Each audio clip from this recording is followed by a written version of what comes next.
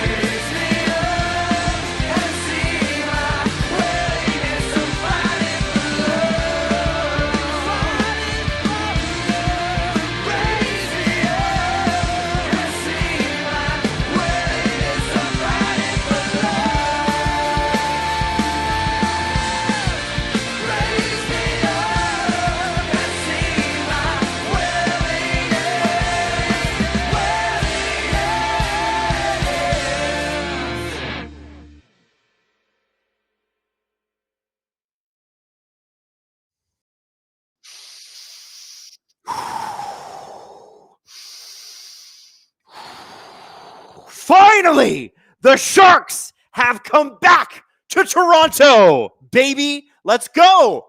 Woo! It's Thursday night. You've already almost made the weekend, and the San Jose Sharks, who beat up on the Leafs last year, are here again. The funny thing about the Sharks is that when they beat the Leafs in San Jose, because we saw them in Toronto and then we saw them in San Jose, that was like their last win until like late October. But they've been pretty good lately because of some guy named Macklin Celebrini and some other guy I was raving about when we were down there in San Jose, Colin Graff. Let's go, Colin Graff. What's up, everybody? What's up? I've missed you. I'm so excited to be here. This is going to be fun. You guys already know the Steve Dangle podcast is a pretty special relationship with the San Jose Sharks. They invited us down in March. They showed us the facilities. They, we got to interview players, and we got a really special little bit of content for you from that time at the intermission with one of the stars on the Sharks currently. But in the meantime, hi, it's nice to be here with you. And I want to say, I saw the notification before I went online. Looks like there's a major accident in one of the thoroughfares heading into PPG Paints Arena in Pittsburgh. So the Penguins-Canadiens game has been delayed. And from what I understand, Josh Yohe of The Athletic is saying the accident's so bad that I think it's the I-275. I don't know if you're from Pittsburgh. You can probably correct me on that. Or is it 279? Anyway, long story short, they've delayed the game half an hour because not all the players have even made it to the arena yet. And if you're unfamiliar with how Pittsburgh works, there's like 3 different rivers that all converge in one spot. So there's a lot of highways that go over the river. You get an accident in one of those highways, it's not easy to clear it. So really, really interesting. Now, tonight, we're about to get our face-off going on with Macklin Celebrini, unfortunately, on the bench. Wenberg's going to take the first face-off against Nick Waugh. Here we go, baby. Let's have this happen. And by the way, Henry Thrun playing tonight for the Toronto Maple Leafs in his first game. Ryan Reaves playing for the Sharks, and I believe his 25th game. He's been a factor there. Maybe not on the score sheet, but dressing rooms love Ryan Reaves. Let's just be honest. Also, I believe Adam Gaudette was a Toronto Maple Leaf for a minute. Am I right on that? Pretty sure. I wish Steve was in the room for this. He'd know. He'd know. Toffoli with the shot, and he is mad at himself because it tips wide. So shout out everybody. Welcome to the show. Looking, man, the vibes are immaculate already. Life Olpstad says, super happy that McLaren didn't repeat the Hamilton-Alonso strategy from 2007. That's when they both lost. From Lando no wins to world champion in 2 years, something you simply love to see. Yes. Shout out McLaren. Shout out Lando Norris. I am a big McLaren guy, which makes me hated in the F1 community. But you know what? I'm finally cheering for a winner. It's nice because I'm otherwise a Steelers fan and a Leafs fan and a Blue Jays fan and a Raptors fan. So we've gotten close, won a couple championships, whatever. But usually I'm not cheering for the most successful franchises. So it was nice to see one for one of the teams I cheer for. And I just want to say San Jose is already dominating offensive zone possession in the first minute here. Celebrini is out there, just got his first shot. There's Will Smith. Now, we got a rule tonight. I'm going to tell you guys, if San Jose goes up, I have to wear my Will Smith jersey gifted to me by the San Jose Sharks, okay? So if San Jose has a lead, I'm wearing the San Jose Sharks jersey until such time as the Leafs take it away. And I've already heard from a couple of people within the Sharks organization, and they said, respectfully, we hope Celebrini gets a hat trick and the Leafs get shut out. So they're being disrespectful, actually, okay? But they're the best people. They're really good people. SLS 98. If you could take one thing from each of Sportsnet, TSN, and Prime to make the perfect hockey broadcast, what would it be? I would take Amazon's in-game, like their camera angles, the way they call a game, their color commentary. I would take that. I would take TSN's panels, and I would take Saturday night on Sportsnet because that's hockey night in Canada. And that would be the perfect broadcast.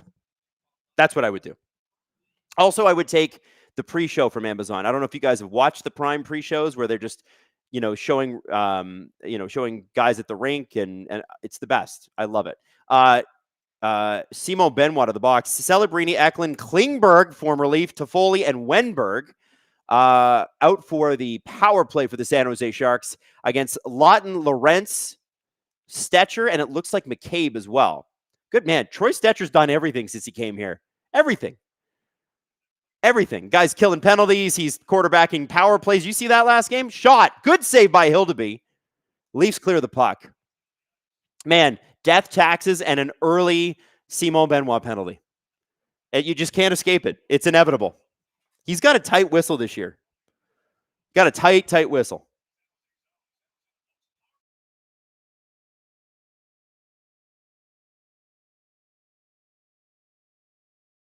By the way, Will Smith is on the second power play unit tonight.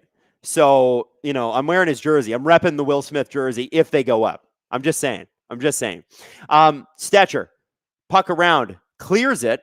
Leafs PK has been really, really good recently, which is nice because it wasn't good early on. Part of that had to do with the gigantic Swiss cheese goaltending that they were getting. Part of it is they were injured, and part of it is they just weren't straight up very good. Calle Yarncroke is back in the lineup. What's interesting about tonight's lines, too, for the Leafs at least, is that William Nylander is on the third line with Waugh and Dakota Joshua. They're spreading it around. He's he was red hot to start the year. He's gone through a bit of a cold streak, and I think Craig Berube wants to see him. I'm going to use Craig Berube's words. He goes, "I want to see him more involved." So I don't know.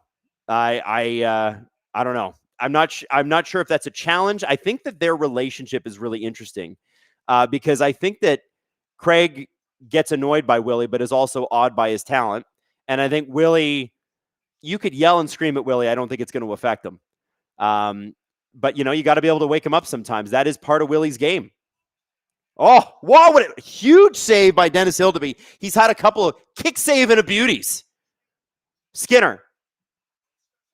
Oh, wow. Great play in front of the net. That misses. I don't think Hildeby would have had a chance, but the pass to Colin Graff, I think, went wide. By the way, Colin Graff, I believe, is on a 3-game goal streak.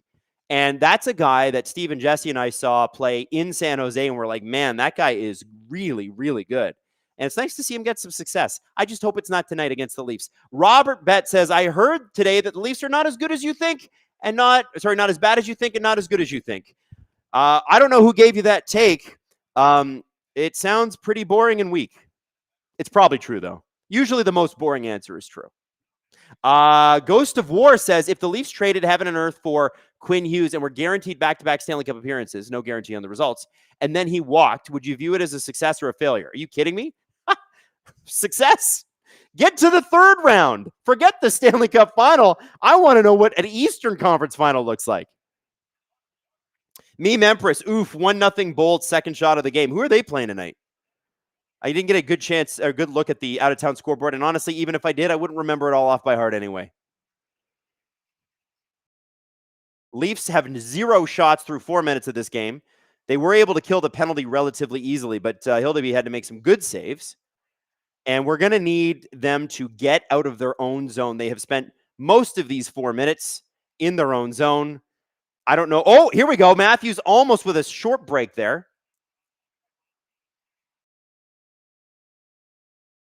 McCabe to Stetcher to Nyes, back to McCabe. Will Smith on him. I got Will Smith's jersey. Shout out Will Smith.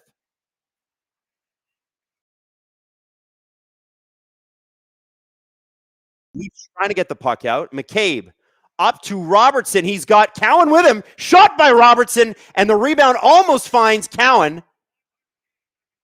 Back to the point. Stetcher, shot on the net, and a big, big save. So let's go through the line, shall we? Maddie, what did you want to say? I cut you off there. Does the 8-ball think Toronto's going to win? All right, let's ask that first before we do the lines. Let's be honest. Who cares about the lines when the magic 8-ball's ready to go? Let's go. We're going to shake it like a bartender shakes a cocktail. They do that weird thing with like a martini. I don't know if you guys have ever ordered a martini, but I have. I didn't even ask it a question. Will the Toronto Maple Leafs beat the San Jose Sharks, a team that gave them all sorts of trouble even last year when San Jose was less good? Here we go. Says without a doubt. Take that, Ryan Reaves. Take that. Riley with the shot. Dakota Joshua with a rebound just at the side of the net. By the way, Meme Empress is updating us. Tampa is up 2-0. I don't know how many shots it's been, but yikes. Oh, we got a trip here. Timothy Liljegren, which is different from Liljegren, which is what we used to say. He got to San Jose, and he's like, actually, here's how you actually pronounce my name. Wow, with a shot. Nice setup by Riley, and this third line is going. They're missing Bobby McMahon, but, you add William Nylander to the mix, and that's not so bad. Broder HOF says, I'm done with the Mets. Go Jays. Yeah, it's been a tough couple days to be a Mets fan. You lose Alonso and you lose Edwin Diaz. You know what's funny with teams like that, though? Sometimes they lose their stars and they just become better. And apparently the Mets clubhouse was not a good place this year. Like, they didn't get along with each other. Sports Talk Chud, the future isn't real until the playoffs are. There you go. There you go. I'm not really, or do you mean the future isn't teal until the playoffs are? Could you mean that? Have really liked the way the Leafs responded in the last 2 minutes of play here. Kind of just, it helps when you're not killing a penalty. Also helps if Macklin Celebrini's not on the ice, but there's not going to be a lot of time tonight where he isn't. He's pretty, I don't know, good at hockey. Oh, Kurashev with a shot, just missed. The shots are low for San Jose. I'm noticing a lot of low shots. Hildeby's going to have to really watch those rebounds tonight.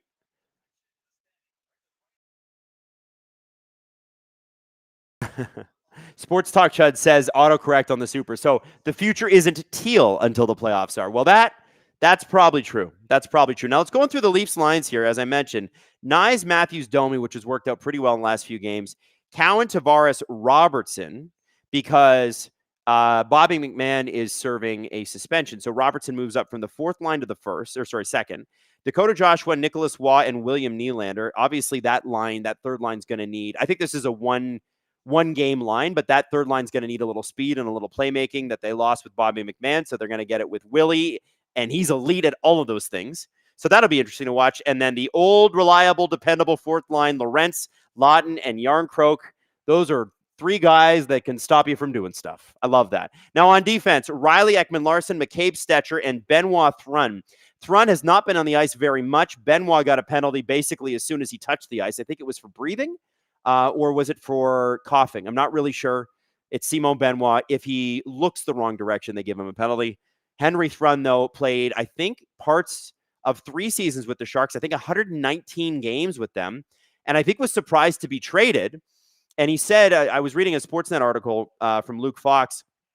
He was talking about the fact that, here we go, Matthews steals the puck at the blue line, tries to get the puck across. Why did he pass that? Shoot the puck, Austin! You're Austin Matthews. Have you forgotten? Anyway, Henry Thrun was saying that he was pretty pumped to be coming to a team with a long playoff record, but obviously much deeper defense, so he had to start the season with the Marlies. I'm excited to see what he can do. He's 24 years old, right? And apparently, from what I've heard from people in minor hockey that know, he is one of the most confident and competitive people that you can find. And, you kind of need that. You kind of need to believe in yourself, right? Robert Bett, do you think Bo Bichette is headed to Beantown? Honestly, I don't know. The MLB is so weird because the free agency stuff takes forever, and I feel like there's like 40 insiders in the MLB, and all of them sort of parrot the same things. It's really hard to be an insider generally. I'm not criticizing. I'm just saying it's really hard to read the Leafs right now. I can't tell. Nylander, by the way, Wenberg on him. OEL tips it deep. Eklund to Wenberg to Toffoli. Toffoli across the line. He's got one guy back, and that's Morgan Riley. Makes a great defensive play. 11:55 left in the first period. Nick Waugh crosses the blue line. Benoit intercepts the clearing attempt at the line, activates, goes in. You're seeing Benoit do this a lot this season. He's getting involved in the play. There's Henry Thrun, number 3 for the Toronto Maple Leafs, if you're paying attention. I can't remember the last guy who wore number 3 from the Toronto Maple Leafs who might have been notable. Maybe Henry Thrun is the next. Is it Ken Klee? What did Ken Klee wear number 3? Or was he 22? I can't even remember. Tavares behind the net. Out front to Cowan. Cowan down low to Robertson. Robertson tries to get it out front to Cowan. That puck is intercepted, but a good play all the same. Tavares able to steal at the San Jose blue line, prevent the breakout, gets the puck down deep to Robertson again. This line's at the end of their shift, but Cowan is going to stay out there, try to allow for a change. Oh, no, they have not even bothered. Oh, Robertson to Cowan. Cowan's tripped up. It's a clean trip. I guess it's a hit, whatever you want to call it. I'm not insinuating it should be a call. Tavares. Across to, he found, Stetcher. He found Stetcher, and it just missed his stick. That would have been great. Dan Patrick, 9420, says, hey, Adam, should McMahon have had a penalty McMahon should not have had a penalty or suspension. It was one of the original calls, and it was not called till review. Yeah, I don't know. Listen, I don't have a problem with McMahon getting a penalty. I don't have a problem with him getting a penalty, getting kicked out, and getting an extra game for it. I don't have a problem with that. I think my issue with player safety, and CJ said it perfectly on the CJ show today, you don't criticize the McMahon thing. Criticize the Trouba thing. Criticize the fact that they play to play, year to year, you have no idea what NHL player safety is going to do. And, it's always fun when you go into a relationship and it's new, and you go into a hockey game and it's fresh, whatever, and there's a mystery, or you're reading a book and it's a mystery. The one place you don't want mystery, and where it's far less exciting, is player safety. Not exciting and fun. Mysteries are cool. I don't want to guess with player safety. I kind of want to know. And they are the least consistent, most bad at their job in the entire NHL. Like 90% of my criticism of the NHL would go away as soon as they figured their shit out. Dion Phaneuf wore number 3, Robert Bett says. That's right, he did. I'm sorry, Dion, I completely forgot. Jose Duarte says Bob Rouse wore number 3. Now there's throwing it back. Bob Rouse and who was it? Jamie McKinnon? Who else was on that? Yeah, anyway, the early 90s Leafs. Was it McKinnon? No, who am I thinking of? There's Al Iafrate, right? We all know Al. Come on. Turning Table says, being an insider is easy. What do you mean you don't remember Saudi Steve? Man, I think has it been 1 year or 2 since that happened? We're going to never let him forget it. We can't let him forget it. SLS 98, Adam, what's your non-biased prediction for next year's F1 champ? Also, your bold prediction for next season. My bold prediction is that it's Lewis Hamilton's last season. I will tell you this. I believe Aston Martin's going to be a very, very good team next year. I believe Williams are going to be a very good team next year. I think I would not be surprised if Mercedes were back on top fighting for it next season, like George Russell, Kimi Antonelli. Would not be surprised. I think McLaren will be in there too. But, I don't think you can hold any team with Adrian Newey back, which is why I say Aston Martin. Plus, Aston Martin's getting the Honda engine that Red Bull just won 4 or 5 championships on a row on. And I know, obviously, it's new engine regs, but it's Honda. I don't know if anybody in the chat's ever owned a Honda. They're pretty good at making stuff. Louise said Travis Dermott wore 3 before changing to 23. I don't remember that. Markstrom got pulled in the Devils Bolts game. It's 3-1. Second Bolts goal was their 4th shot. Man, Markstrom is funny. Eh? He's like king of he's good for 2 years, and then he is unplayable for a year, and then he's good again. And everybody's like, oh, he's cooked. No, he's not cooked. He'll be good again next year. Jacob says, Google the 2015 Honda engine. I'm a McLaren fan. You think I don't remember that? All I'm saying is that I'm going on recent history, and recent history tells me Honda's pretty good at making stuff. S. Kunze says, Adam, it's Jamie McCowan. Thank you. I think it was Jamie McCowan and Bob Rouse that were playing together. That was I was a young boy when that team was on the ice. So shout out to anybody who can remember that.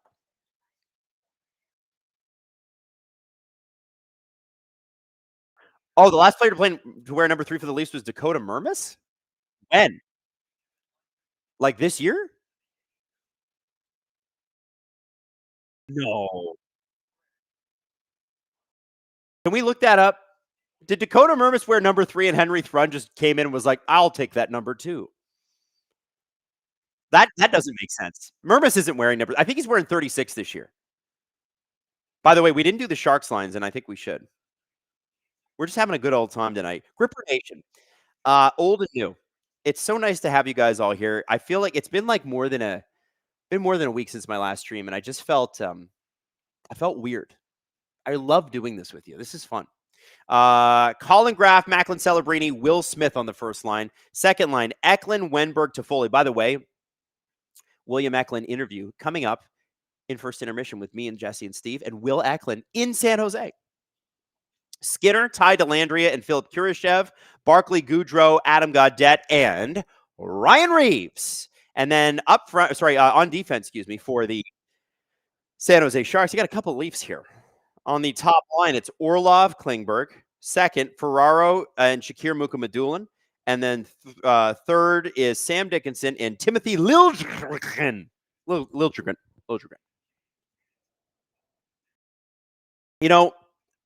It's so funny being a Leafs fan because you get like these fringe guys that become just the topic of conversation constantly. And Timothy Liljegren was that guy. Now, he's a first-round pick. I can understand why there was extra eyes on him. Took a while to develop. But Timothy Liljegren, going into his draft year, was supposed to be going in like the top 5, top 10. He slipped to 17. The Leafs got him. Everybody was pumped. It turned out to be a pretty good defenseman, and advanced stats guys loved him and his puck moving. And it's kind of funny because they'd probably tell you now, hey, if the Leafs had hung on to him, they probably wouldn't have needed to get Troy Stecher because they had no puck moving deep in their lineup, and that's what Liljegren gave them. I think it was time to move on because Berube took one look at him and was like, yeah, you're not playing on my team. But it's nice to see him having success, and he is weirdly one of the most divisive players. Nice move by Troy Stecher there. You guys see that? He did the fake, and then, great breakout by the Leafs. Matthews with the shot, and that shot is covered up by Alex Nedeljkovic. Anyway, long story short, I've never seen a more divisive player that's like sort of fringe as I have with Timothy Liljegren in Toronto. Like, there was a couple of times where people are like, is Nick Petan underused? Who is the guy that they traded Mason Marchment for? Who's now playing in Switzerland? Oh, come on. Who am I talking about, guys? You know exactly who I'm talking about. This is where I need Steve. He's good with that. I'm not great with pulling names. You guys know what I'm talking about, right? Dennis Malgin. Got it. There was a lot. Oh, here we go. Leafs out front. Big shot by Riley and a great pass by William Nylander. It just didn't go in. The ref had to wave it off a couple times, so it must have been really close. We'll have a look at the rebound. Across the line. Joshua gets the puck back. Nylander on the half board. He leaves it for Riley, who skates in, shoots it. Nedeljkovic lets it hit the side of the net, goes to the corner. And the Leafs have given up a breakaway here. It's going to be Wenberg. Is it Wenberg? Oh, and I think we're going to get a penalty shot. It's Ty Dellandrea versus Dennis Hildeby, or is it a penalty?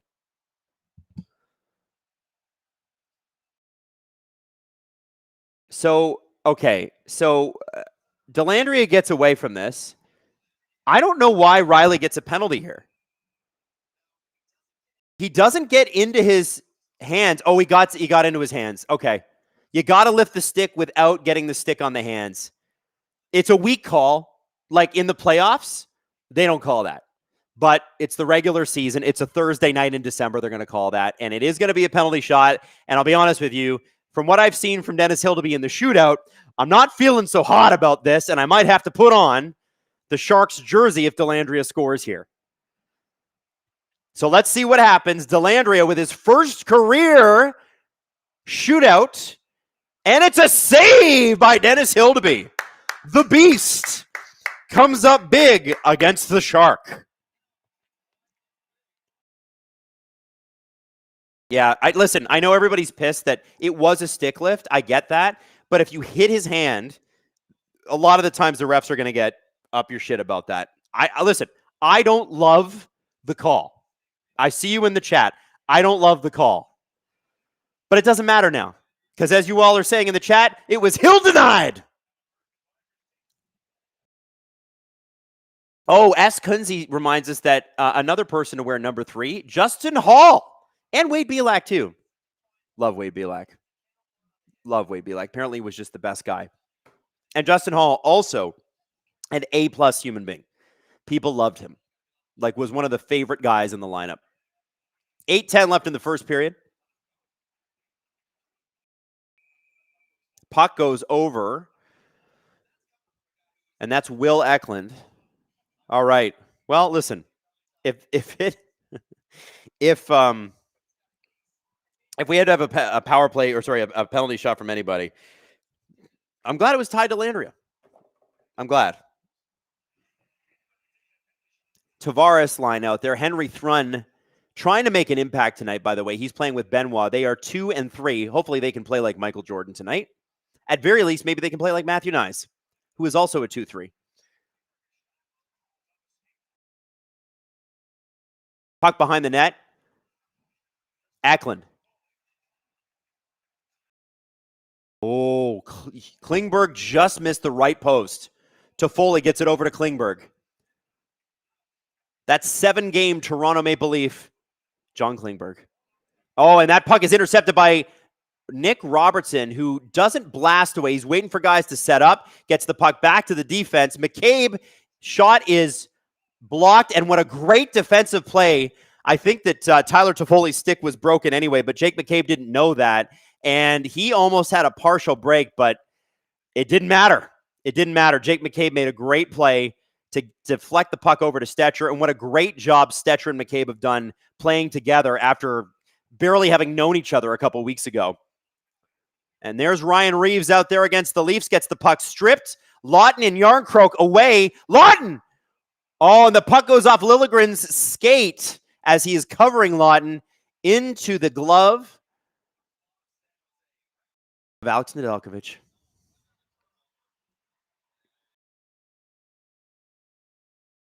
Robert Bet, imagine that a cheap call against the Leafs. Oh, couldn't be me. It's amazing how many teams play perfect games against the Toronto Maple Leafs. It's amazing.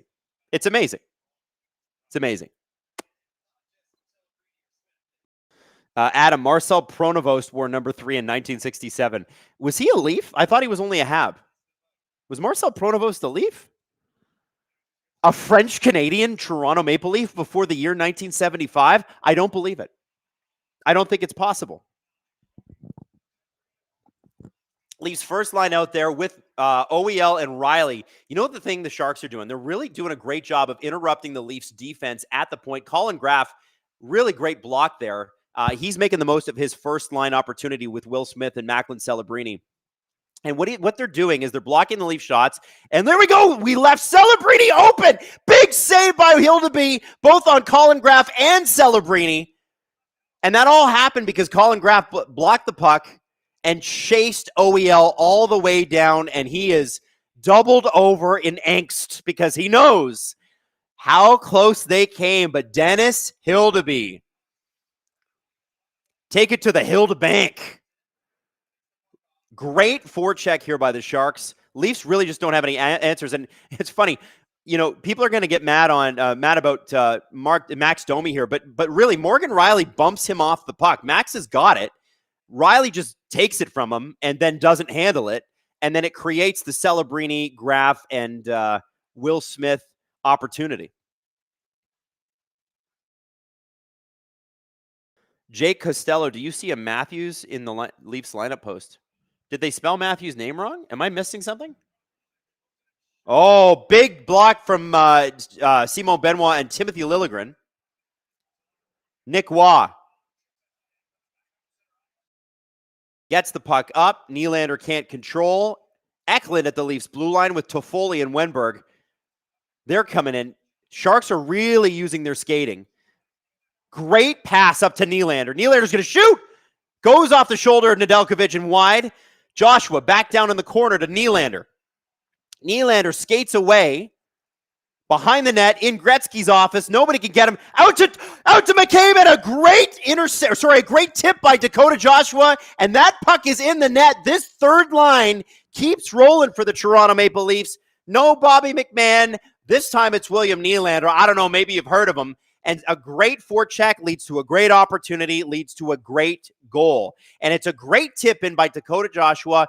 Big credit to Nylander here for being in the right place, cutting back, passing it up to a wide open McCabe who shoots.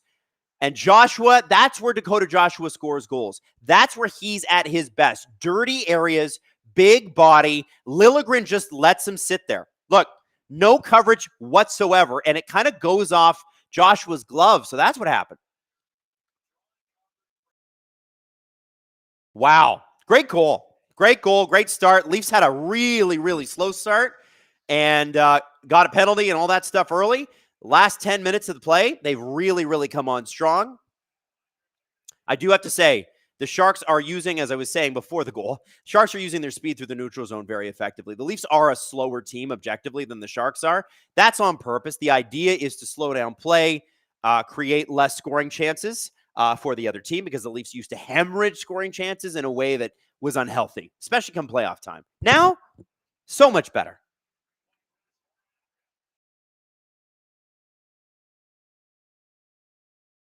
Riley, down low. Skinner tried to center it. Tavares intercepted. He's only able to poke it to the blue line. John Klingberg reloads, gets it back in.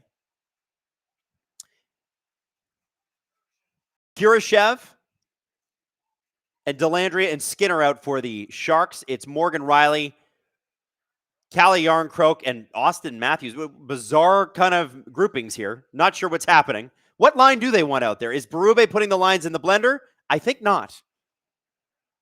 Nyes is out there now, waiting for Max Domi. Here comes Celebrini. Cross the blue line. It is tipped and off Benoit and into the netting. Damn.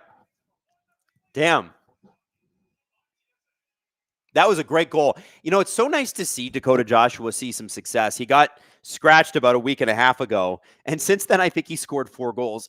And, you know, when I started doing streams a couple years ago, I got to see a lot of Dakota Joshua because I ended up doing the Nashville-Vancouver series in 23-24, which, again, anybody that was with me for that series, if Gripper Nation, those of you in Gripper Nation who've been with me that long, you guys will know, man, it was a absolutely brutal series. Like, boring. Not fun to watch. Low scoring chances. I think Vancouver would win like 3-1 and they'd get 12 shots. Like, it was, Nashville did play a really suffocating defense. But one of the standouts in that series, and then the next series, which was so much better, Oilers versus Canucks, Dakota Joshua. And I was so excited to get him this year because I think he's exactly what they need, especially lower in the lineup. Big body, ugly goals. His skating isn't the best, so he's got to keep moving. When he's out there, if he's gliding, you're in trouble if the play switches. So he's going to need to keep those feet moving, kind of like what Nick Waugh does. And when he does, he's really, really successful. He's a really valuable piece. So really, for me anyway, it's nice to see because I was pumped to see him come here. I was all over the STP going, this guy's going to be great. You're going to love him. And holy moly, it took a while, but Dakota Joshua, I think, has arrived.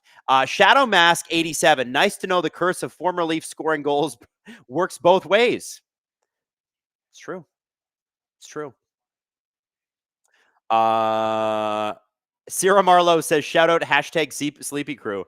Man, I'm with you. I was doing this week, other than, you know, my normal job, I moonlight as my mom's fill-in host on her radio morning show. And that makes me get up at like 4 a.m. So all week I've been getting up at 4 a.m. And I used to do it every day.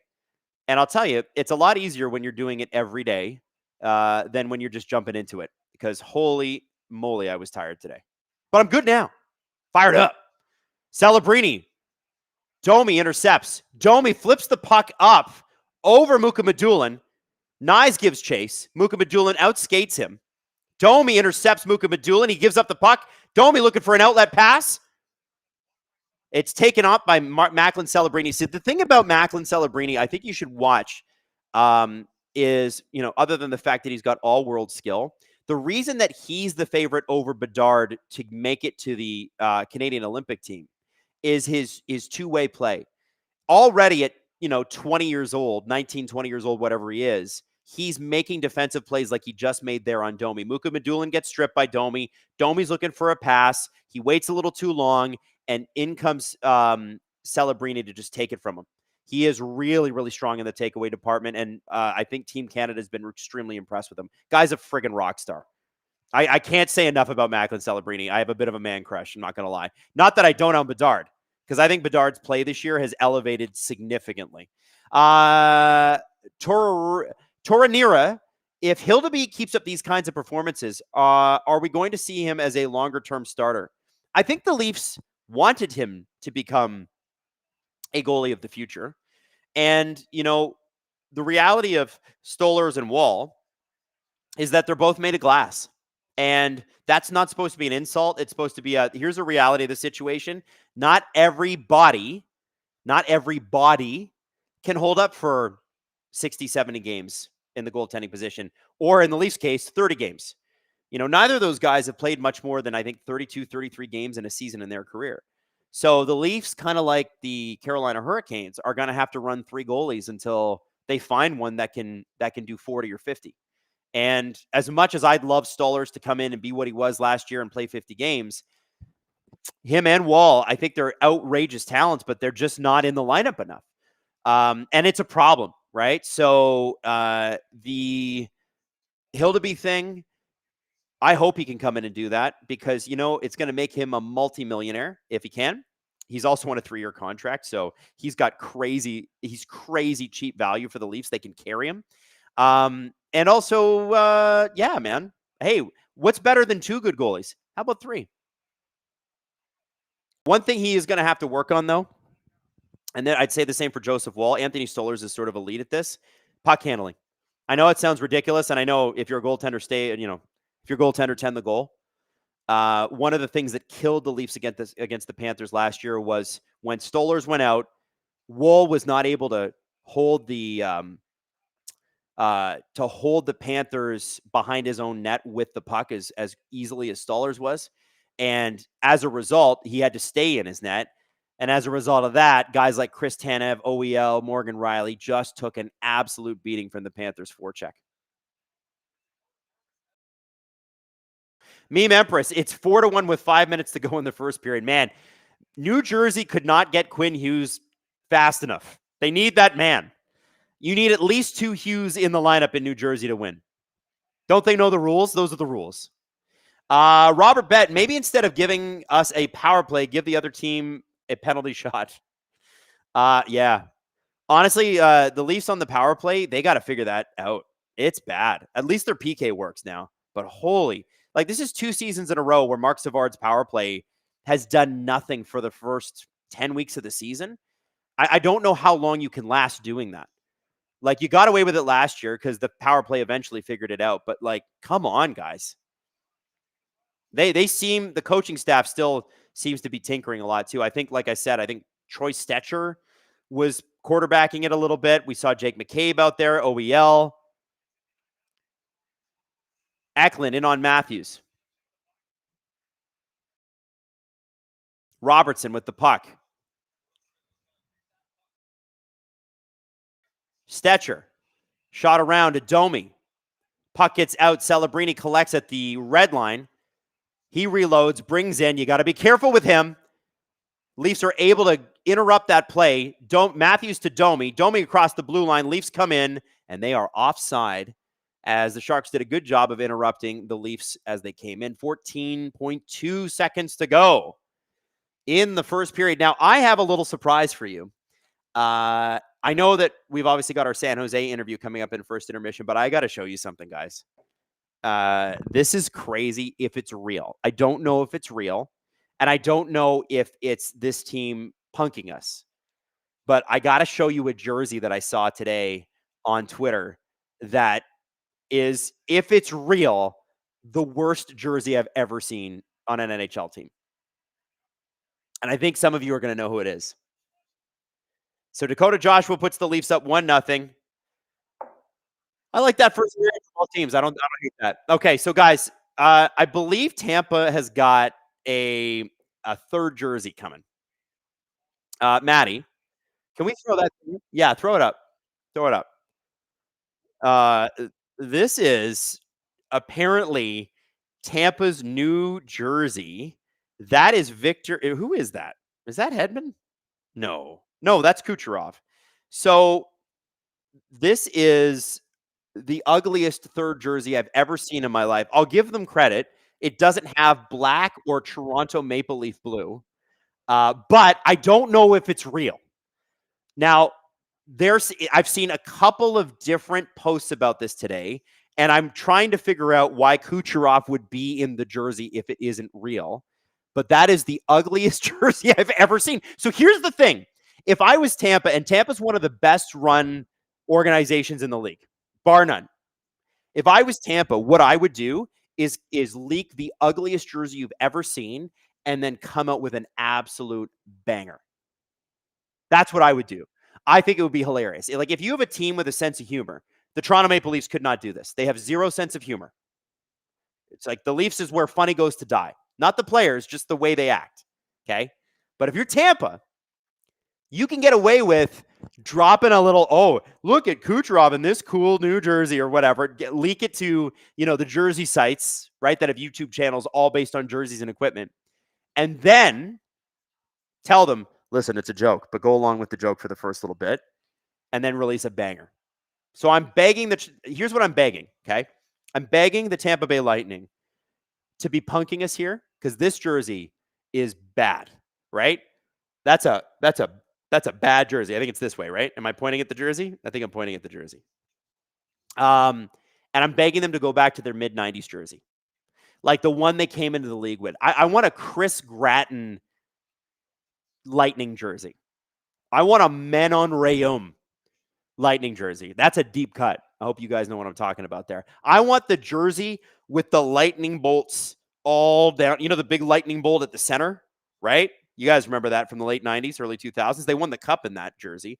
But remember the one it had all the bolts like everywhere, like it was like lightning all over the jersey? That's what I want. Give it to me. Give it to me now. If this TBL jersey is real, though, oh, baby. Robert Betts says, as a Leaf fan, I hate to say it, but Macklin Celebrini is fun to watch. Dude, just wait till you get to cheer for him in part of Team Canada. It's going to be great. Meme Empress, if that jersey is real, delete it and make the Gasparilla jerseys the third one. I don't want to see this thing again. It's almost as bad as the Stars jersey. You know what? I don't know which jersey's worse. We should pull up the Stars glow-in-the-dark jerseys, which to me are just so ugly. But yeah, if Tampa comes out with this one, it's going to give it a run for its money. Not going to lie. Now, Maddie, how long is this interview?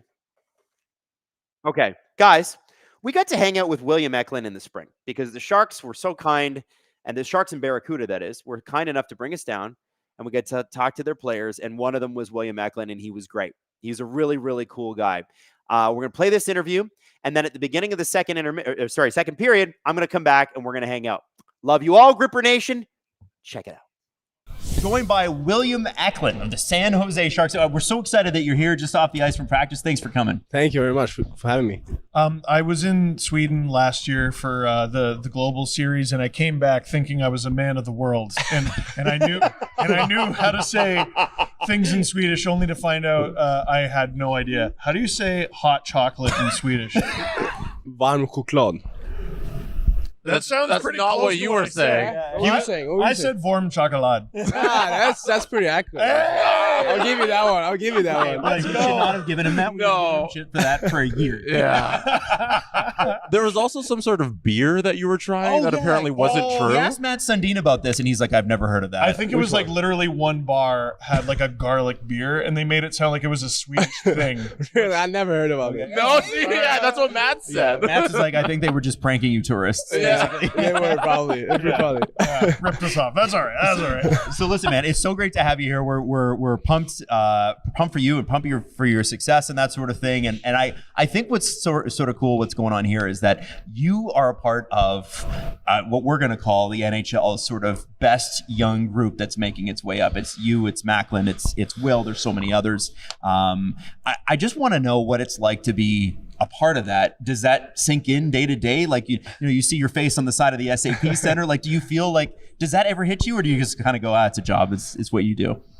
It kind of hasn't hit me yet, so to be honest. I guess in the off season more, you're like, yeah, it's pretty cool actually. And every time my family is here, they think it's pretty cool. But for me, it's just I come in here, I work every day, and I see all the guys in the locker room. And we're like teammates, so it's nothing you think about.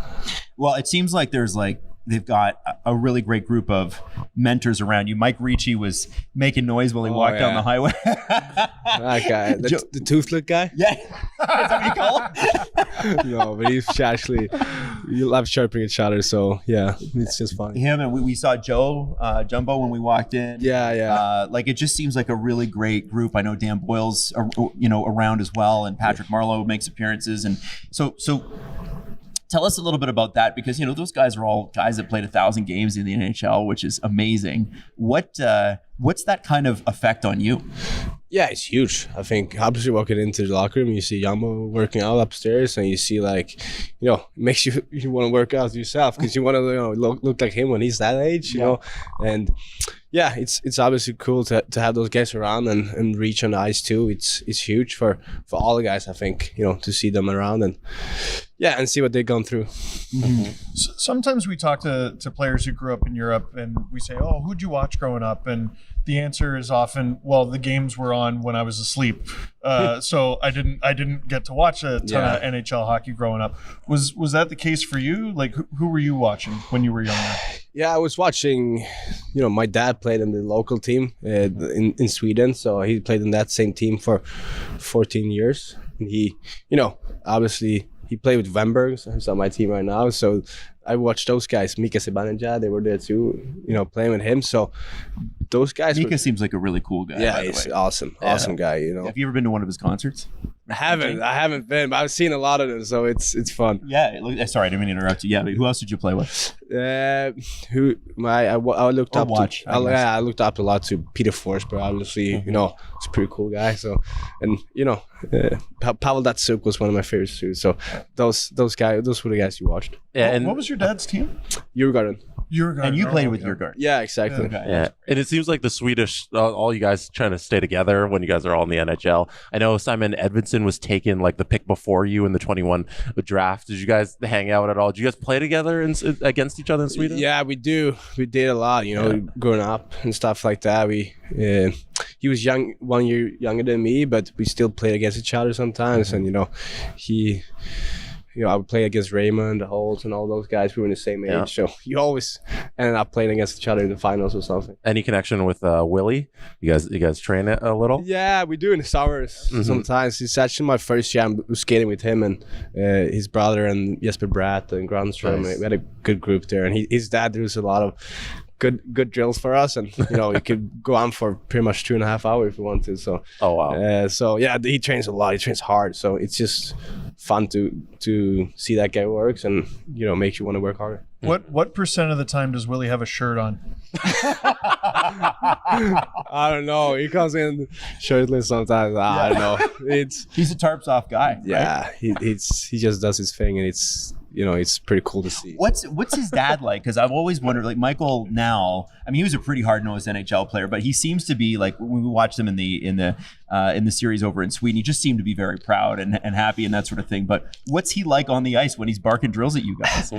He's great, to be honest. The whole family has been great to me when I came in there and practice with them. He always does his a lot of cutback drills, and a lot of those drills, like, you can see why they both are so great at that. Yeah. He came from his father, and he did that a lot, and it's hard practice, and that's what you need in the summer, because that gets me going before the camp here. So obviously great family, great dad there, so I just appreciate that. Yeah, absolutely. Well, so I'm looking around here. Obviously we're in the where the Barracuda play. Tomorrow night we're going to be watching you guys play the Leafs, and I'm this team, it's really, really hard, as you've seen, and we won't mention any of the franchises by name, for teams to rebuild and to put a good culture together and to have the right veterans in the room and all of that, right? And you guys seem to be in a really, really good place. I wonder from your side of things, who keeps things loose in the Sharks dressing room? Like, if you're on a road trip and it's a tough practice or a tough game or whatever, who's gonna break that ice? Who's gonna? Toffoli is a good guy. Yeah, Toffoli. Mario Ferrari is pretty good at that too. We had a lot of guys this year who's been good at it. So how are the pranks? Pranks are good, Obviously, you've seen a lot of that with the Will and Mac. They're sleeping all with Toffoli and that stuff, and you just have been a fun group this year, and I don't know, it's a lot of it's a good group. Yeah. You can tell you guys are having fun, even though the season probably hasn't gone the way you wanted. Everybody wants to win, but you can tell that it comes through on the ice, that you play hard and you enjoy being around each other. Yeah, we do, and I think that's something that is the first step in the rebuilding process. We have a lot of fun with each other, but also when we go on the ice, we compete, and it's been it's good competition in the practices, and I think that's a huge thing for success in the future. Yeah. Now, we all come from, everybody sitting at this desk comes from a very cold country. You know, we're Canadians. Yeah. You're from Sweden. We you know what winter feels like. Yeah. What is it like playing here and then walking out in the afternoon and Palm you see trees. palm trees and like, do you think you could never go back, right? No. Oh, I guess like that's when I'm, I noticed that too. I get pretty soft right now. You go to like a medium cold place, it's like it's colder, right? Yeah. Guys, it's like, it's pretty warm today, I guess. And it's like, I'm just used to the heat out of here. So, you get softer and softer, I guess. Yeah, no, we've been here for 2 to 3 days, and today it wasn't 30 degrees Celsius, and we started complaining. We're like, oh, it's a little windy. Where's the hot weather? Jacket weather? I see how that happens quickly. Yeah. It does. Yeah, it seems to be just a really like one of the things I think people talk about in a climate like this is like, oh, I can play hockey in the morning, go golf in the afternoon. What do you do outside of this? Like, so after this, like, I don't need an itinerary of your whole day, but like, what would you do on an average day where you're not playing? You do your practice in the morning. What's next? What do you do for fun, I guess? For fun, I play a lot of video games, I guess. Yeah, what do you do? What game? Fortnite, FIFA. I usually play with Rasmus Sandin and Fabian Zetterlund. Who's better, Fabian, Rasmus, or you? Oof, I'm gonna be honest. I'm actually the worst player of those three. I'm gonna be like humble like that because I think they're pretty good. But yeah, we play pro clubs together and we have a lot of fun doing that. And that's a lot what I do in the afternoon. Even if it's sunny outside, I play some video games. Yeah. Nice. I like Who won last time? So we played as a group together. Oh, So like okay. ESHL or World of Yeah, you're on the same team. Steve does that with his friends too, and he ends up yelling at them. So It's a lot of screaming, eh? Oh, it's never my fault. No, never. Crazy It's thing. insane. That's a crazy thing. It's never my fault. I know you said like it hasn't really hit you yet, but have you had any over the last 2 years like welcome to the NHL moment? Yeah, I guess when you play like probably teams like this, Toronto, or you play McDavid on the Edmonton, and you play those guys, and you go up and just feel their speed and feel how they are out there. I think that's something that's like, wow, it's pretty cool to go against. But what is it like to play against McDavid? It's tough to stop him. Yeah. You can't stop him pretty much, but you just got to find a way to, eliminate his chances as much as you can. Yeah. That's what I guess. Yeah. Watching Alexander Ovechkin go for his record, I think as of this recording, he's 6 away. Yeah. What is that like? Does that inspire you? Like, is that something you look at and you go, man, this guy is like 39. He's eating Subway sandwiches insane. before every And hot game Cheetos. and hot Cheetos. Yeah, of course. But I don't know how he does it, to be honest. He's so impressive. Like, just how he's been able to score that many goals every year, and he's still scoring. And I watched a lot of the games because I'm good friends with Sandin, so I watched a lot of games. So it's just impressive to see him out there. Mm-hmm.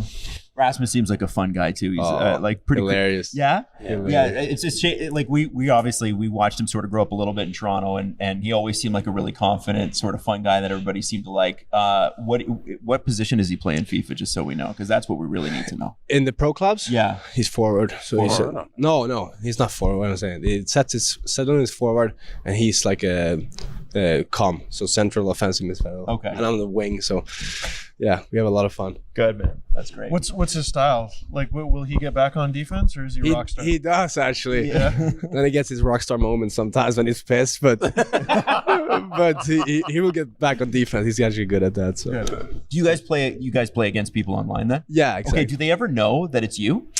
No, I don't know. I don't think so. No. I don't think so. No. Now, are you able to like? I haven't played FIFA online in forever. Are you guys talking to people? I think you can if you want to, but we haven't really done that. I know Steve used to chirp people. No, online, you right? should definitely stay anonymous. Yeah. Because like, it's one thing to lose, but like I would lose, and then they would tweet at me like, "My team just kicked your ass." Oh, really? It made for a bad night. Yeah, it does. Yeah, That's for I sure. didn't like it. Well, listen. I mean, you've been really gracious with your time here. Yeah, we thank really you. appreciate it, and I just want to say. congratulations on the success this season. I know you're already well past where you were at last season in terms of points and stuff, and it's just going to get better for you. So we're really looking forward to watching your journey and watching the Sharks' journey too, because it's going to be pretty exciting over the next few years for you guys. For sure. Thank you very much. Thanks for having me.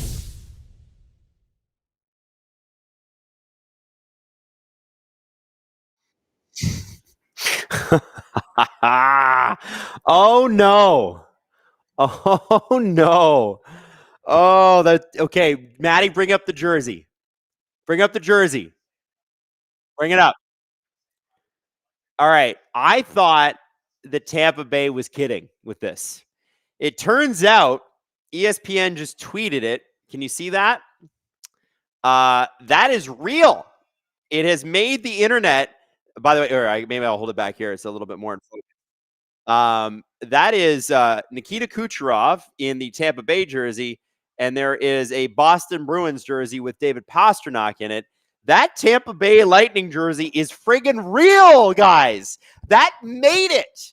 That made it out of the marketing department, and they sent the print over to Fanatics, and Fanatics actually made that jersey. Kill it with fire. Listen, I don't get too hard on jerseys very often. I don't love Dallas's jersey. You guys know that. You know, the Buffalo Slug, the Edmonton Oil Slick, whatever. This might be the ugliest jersey since the Burger King LA Kings jersey. Do you guys know what I'm talking about? If you don't know what I'm talking about, it's the ugliest jersey in NHL history. Google it. It happened at the end of the mid-90s, and I'm pretty sure Wayne Gretzky had to wear it. This is a bad jersey. It's a bad jersey. It's terrible. I don't know what else to say. And it is for the Stadium Series, so it's probably a one-off. And by the way, did you know there was a Stadium Series game? Because I sure didn't.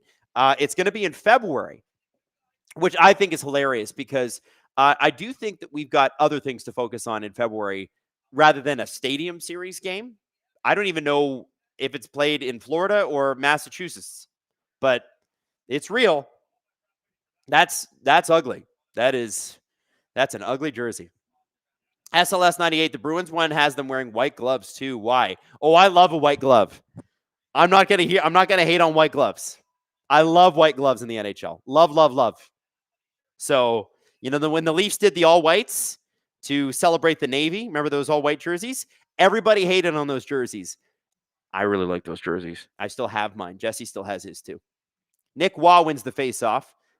Oh no, Wenberg gets possession. Nick Waugh kind of won the faceoff. Anyway, we're back to it. Mr. Stonify said, just Googled the Burger King jersey and the first image was Gretzky. Isn't that ugly? Isn't that terrible? Anyway, do not understand where Tampa's direction was with this, but you know they always put out, whenever they release a jersey, they always put out like an explanation. It's like, well, this color means this to the city, and this means that, and you don't understand. There's like a whole process that goes into this. I'm very excited to read Tampa's. Like the Toronto Maple Leaf one, for instance, when they released theirs, if you notice, there are 13 veins in the Maple Leaf for each of the cups. And I'm assuming that the next time they win one, they'll put a 14th in it. But isn't that cool? Like there's like little details or whatever. I'm excited to see how Tampa rationalizes this jersey because holy moly, that's a bad jersey. The Bruins one I don't mind so much. It's a bit of an awkward yellow for Boston, but I don't mind it. It's fine. At least they're not black. Neither jersey just went, third jersey, let's do a black jersey. No. Stop doing that.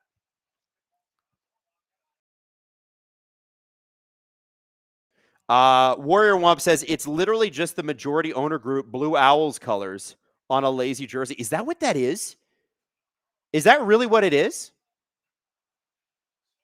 Oh, man. Rough. Please tell me that's not the case. Celebrini to Graf. Big save by Hildeby. Another big save. Graf gets the rebound. By the way, Graf has scored a lot since being elevated to the first line. I love this guy. Michael says, do you mean the Stars neon green jersey? I can't stand it.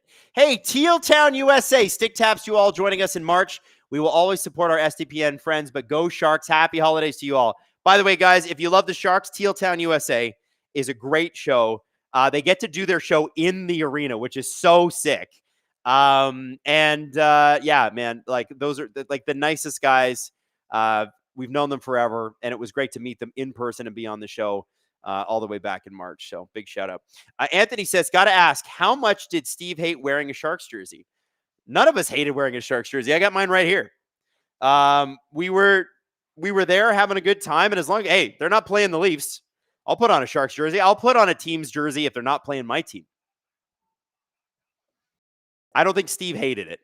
I think he, you know what? I think he kind of hated wearing the Montreal jersey in the 2021 playoffs when he was doing streams for Sportsnet.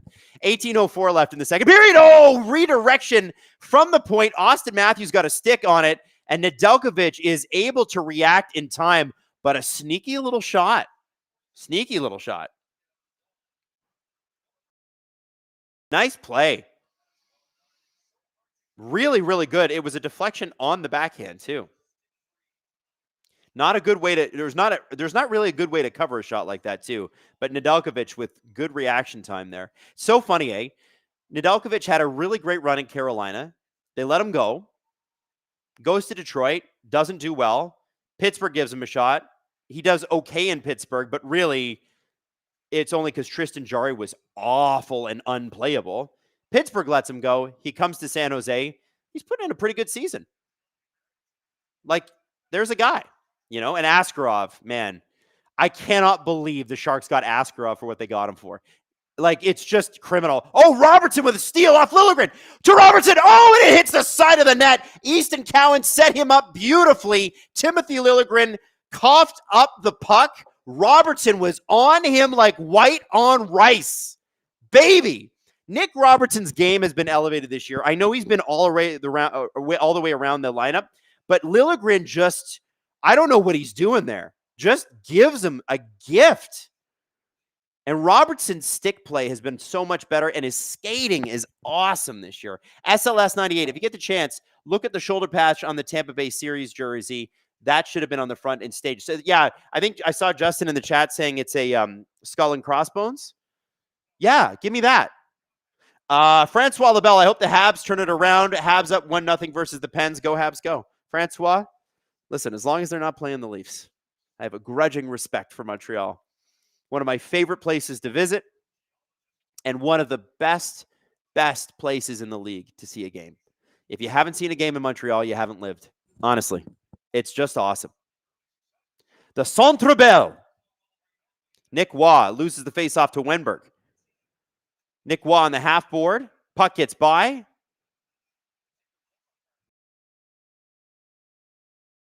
Puck now in the Leafs corner. Adam Gaudette out there with Barclay Goodrow and Ryan Reaves.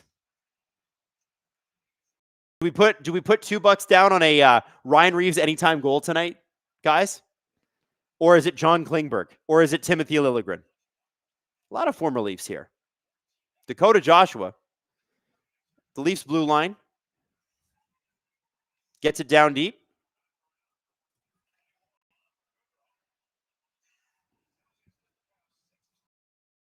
McCabe tries to find Yarncroke coming off the bench. It was a good try, just not able to corral that.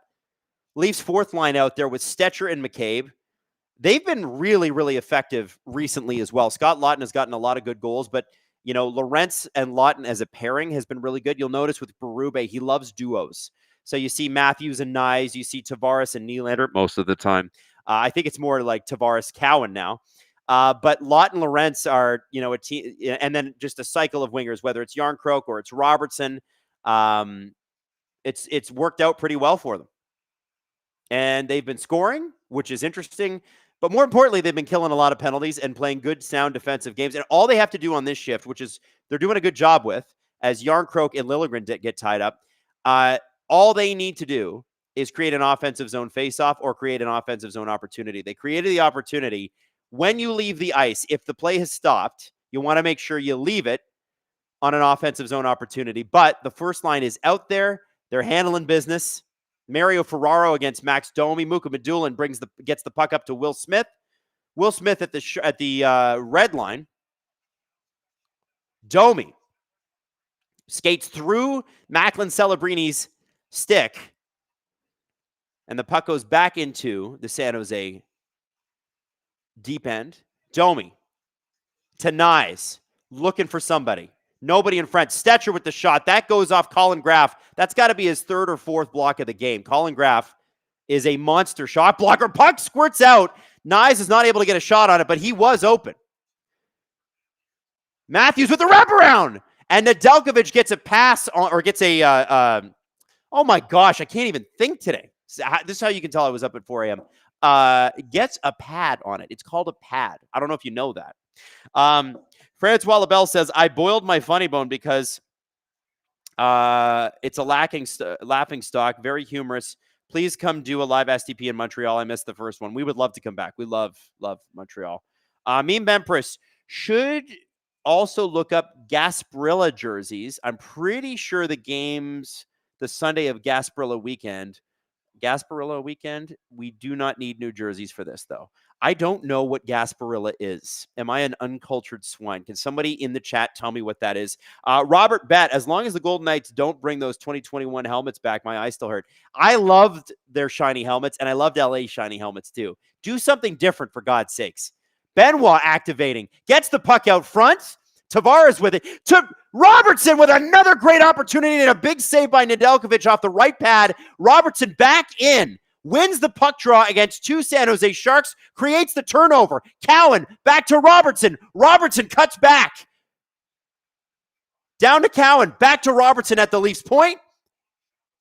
Henry Thrun down deep. This is Henry Thrun's first game with the Toronto Maple Leafs against his old team, no less. And a great play by the Leafs' second line. Great offensive zone pressure. And John Klingberg is going to the... Hey, look at that. The Leafs, with offensive zone pressure, drew a penalty. Can you believe it? I can't believe it. I can't believe it. It rarely happens. But John Klingberg brought down Easton Cowan. The thing about Easton Cowan, I think people don't really have the book on him quite yet because he's such a new player. The feet never stop. And so if you get a stick in there like Klingberg did, he's going to draw a lot of penalties just because he keeps skating. And he's going to get tripped, and that's going to happen. Guys that keep those feet going, they have the motor, and they obviously have the cardio to be able to handle it. It works. Now, this is interesting. Tavares, Nylander, Matthews, and Riley out there with Nyes in front of the net for the power play. So the Leafs do have a defenseman on the power play again. They're not trying the 5 forwards, at least not right now. Nylander on the hash marks. High boards. To Riley. Shot. Matthews kind of gave a slap pass there, and it is redirected by Tavares and out and into the netting. The Leafs, by the way, the TSN's thrown up on the broadcast. The Leafs power play in the last 12 games is at 7.4%. They are last in the NHL in the last 12 games. Last.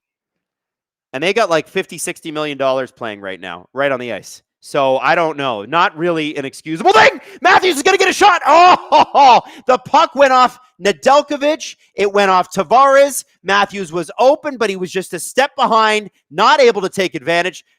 But here we go. The Leafs with the play again. Shot Matthews and a tight save on the tight corner, on the inside corner with Nedeljkovic. He's able to hold that. He is holding the fort right now. Leafs getting some scoring opportunities on the power play, which honestly, if you're a Sharks fan or you're a fan of another team and you've never tuned into one of these, I'll tell you, they're not getting a lot of opportunities on the power play this season at all. So this is a positive sign. You got to take your victories where you can get them. Tavares in the face-off draw wins it. Back to Nylander. Shot, and he breaks his effing stick. You're kidding me, right? You're kidding me. Gets the stick. Bobby Hastings, the Leafs equipment man, gets him a stick as quick as possible. Oh, that's such a pain in the butt. I'm trying not to swear, right? Like, there could be kids watching. I will swear from time to time, but Nice. Back to the point. Riley. Puck is shot in, and it sort of baseballs itself over to Nedeljkovic. Oh, could not have a cleaner face-off win, and Nylander's stick fails him. Oh. So, yeah, Mike Johnson saying on the broadcast that it was clearly broken before, and he just probably didn't realize it.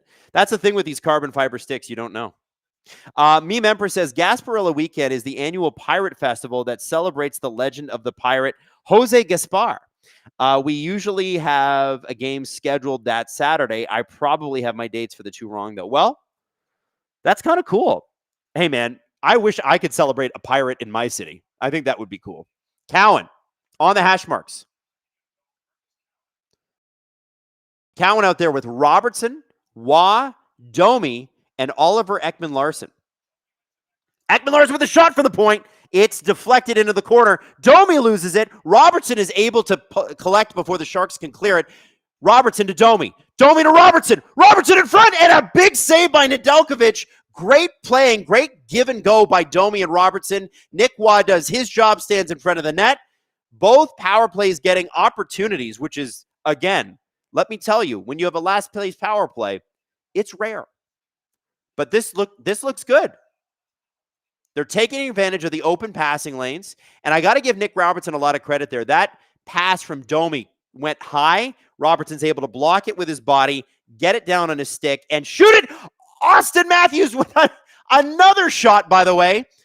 Tavares has just been winning clean face-off after clean face-off, but Nedeljkovic has stood tall, and William Nylander's stick broke. Damn, dude. Damn. Matthews.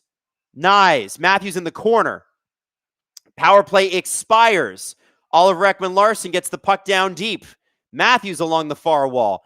Down for Nylander and Nyes, who are out there. Oliver Ekman-Larsson at the point. Down to Riley. Riley gets the shot in. Oliver Ekman-Larsson to Matthews. Matthews leaves it for Nylander. Nylander can't control it. Tries to get a backhand over to Nyes. San Jose is there. Matthews is able to create a turnover before they can get out, though. Nyes driving the net. Klingberg stays with him. He is along the boards. Wenberg and Klingberg. The Bergs. The Icebergs. Coming to the defense of the San Jose Sharks, the Leafs looking very, very strong in the last few minutes. I mean, it did help that they were on the power play, but usually it doesn't. Because usually they're not very good on the power play. Lawton to Stetcher. Stetcher dumps the puck deep. You know, it's funny with Troy Stetcher. He does everything that Craig Berube asks. Gets back on defense. Gets the puck deep from the red line. Makes clean passes, except for that one. That was intercepted. It was a good pass, though. I can see why he's getting so many minutes. Yeah, he might be undersized. Who cares? The guy plays bigger than he is. He's been a real weapon for the Leafs. Yarncroke. Shot off the pads of Nedeljkovic. Creates a high rebound. Leafs unable to get to it. Lorentz is behind the net. Gets the puck over to Stetcher, and it looks like his stick broke.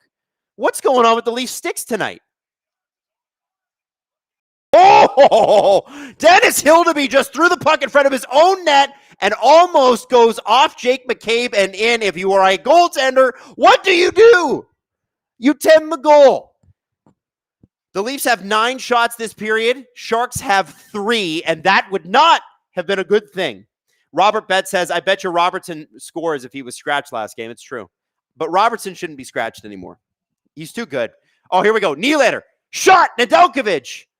He had a 2-on-1, hoping, I think, Joshua that would pick up the rebound, but Nedeljkovic played that perfectly. Puck went into the corner instead of in front of the net. Henry Thrun down low to Benoit. Benoit activating again. He's been really involved. Oh, and he almost creates an opportunity for Dakota Joshua. Falling. Joshua behind the net in the far corner to William Nylander.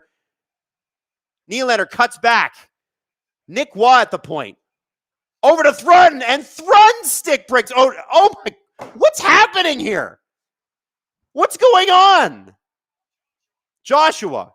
Waugh. That's 3 broken Leaf sticks in the last 3 minutes. OEL with a shot. That goes off the glove of Ryan Reaves. OEL able to keep it in the blue line. Nylander gets it down low. No Leafs there to apply pressure. A really great group of opportunities, I think, for the Toronto Maple Leafs there. But broken sticks again. Broken sticks again. Unreal. The Sharks, listen, they got away with one here. The Leafs are dominating, but you have to score. You have to score when you're dominating like this. It's nice to be dominating. It ain't good enough not to score.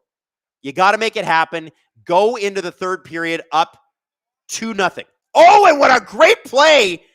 Wenberg to Toffoli, and what a save by Dennis Mother effing Hildeby.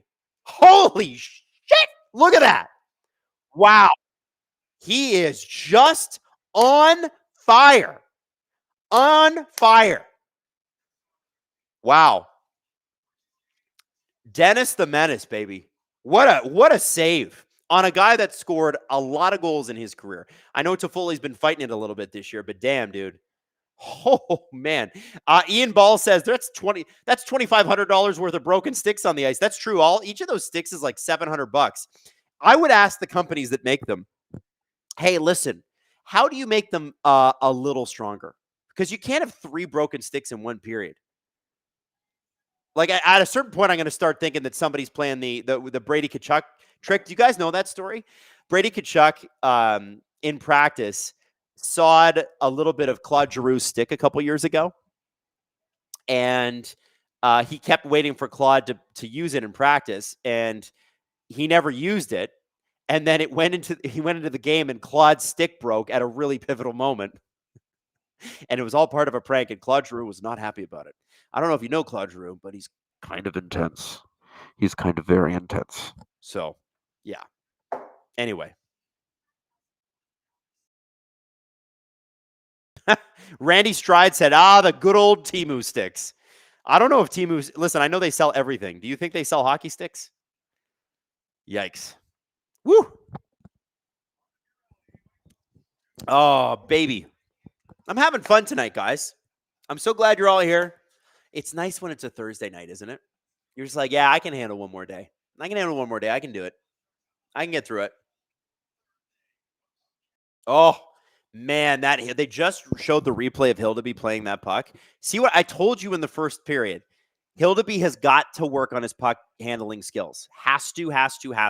If he's going to be a factor in the NHL, which it looks like he will be, to elevate your game, you got to play the puck properly. And the right thing to do there is turn around and put it behind the net. Robert Pett said, I heard Reaves was coming out of the Leafs dressing room before the game. Well, he's a popular guy. I'm sure he wanted to say hello to everybody. You know, as much as Leaf fans are annoyed at him because he kind of said it's a little too corporate here in Toronto, which, I mean, I think he's got a point. I don't think he's wrong. I think Ryan Reaves was a major positive in the dressing room. And, you know, he did say before the game, he's like, a little more communication would have been nice. And then he said that they basically told him, well, you can't play in the league anymore. To me, that's pretty good communication. But Ryan Reaves, credit to him, proving them wrong, playing with the San Jose Sharks. And people are like, well, it's the Sharks. And that's true. But I look at this. If this is his last season, this guy's played, I think, close to 1,000 games. I think it's like 954 or something like that. Some crazy number. It's a guy has he even scored 50 goals in his entire career? There's value there. I don't expect a professional athlete to be normal. You know, like they don't think that way. So if somebody says you can't do something, they're going to say, oh yeah, well, F you. Yes, I can. And good for Reaves. He's playing regularly. He's having a good time in San Jose. It's a great organization, and he gets to mentor young guys. I think he's perfect there. And if this is the swan song for him, I got to give him a big shout out because I liked Reaves. I don't love the comments he's made since leaving, but it's his truth, man. Maybe it is really like that.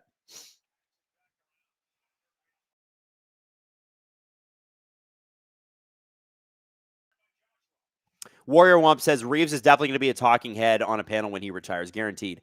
Oh my God. He's going to be, I would launch the Ryan Reaves podcast tomorrow. I think he would outdo the Tkachuks. I think he would be like, he has the potential to have one of the greatest shows, podcasts of all time, and he'd be great on a panel too. You just got to get him comfortable with saying shit that's uncomfortable. Sometimes it's best for players to do a podcast a few years after they're done. If you do it right away, they still know too many people. But once they get 4 or 5 years out from the NHL and they're not playing there anymore and there's less to lose, you get some killer content. McCabe behind the net. Matthews tries to get it to Nyes. Nyes is actually able to get it up to Domi. Domi is away, but he falls. Still gets the puck deep. I don't know what happened there. I think he tripped over one of the painted lines. It just happens sometimes. You get the puck, you don't even realize you have it. You have it, and then you're like, oh, and you fall. Domi. Nice little backhand. It is gloved by Nedeljkovic. That was sneaky. Could have gone top cheese on that one.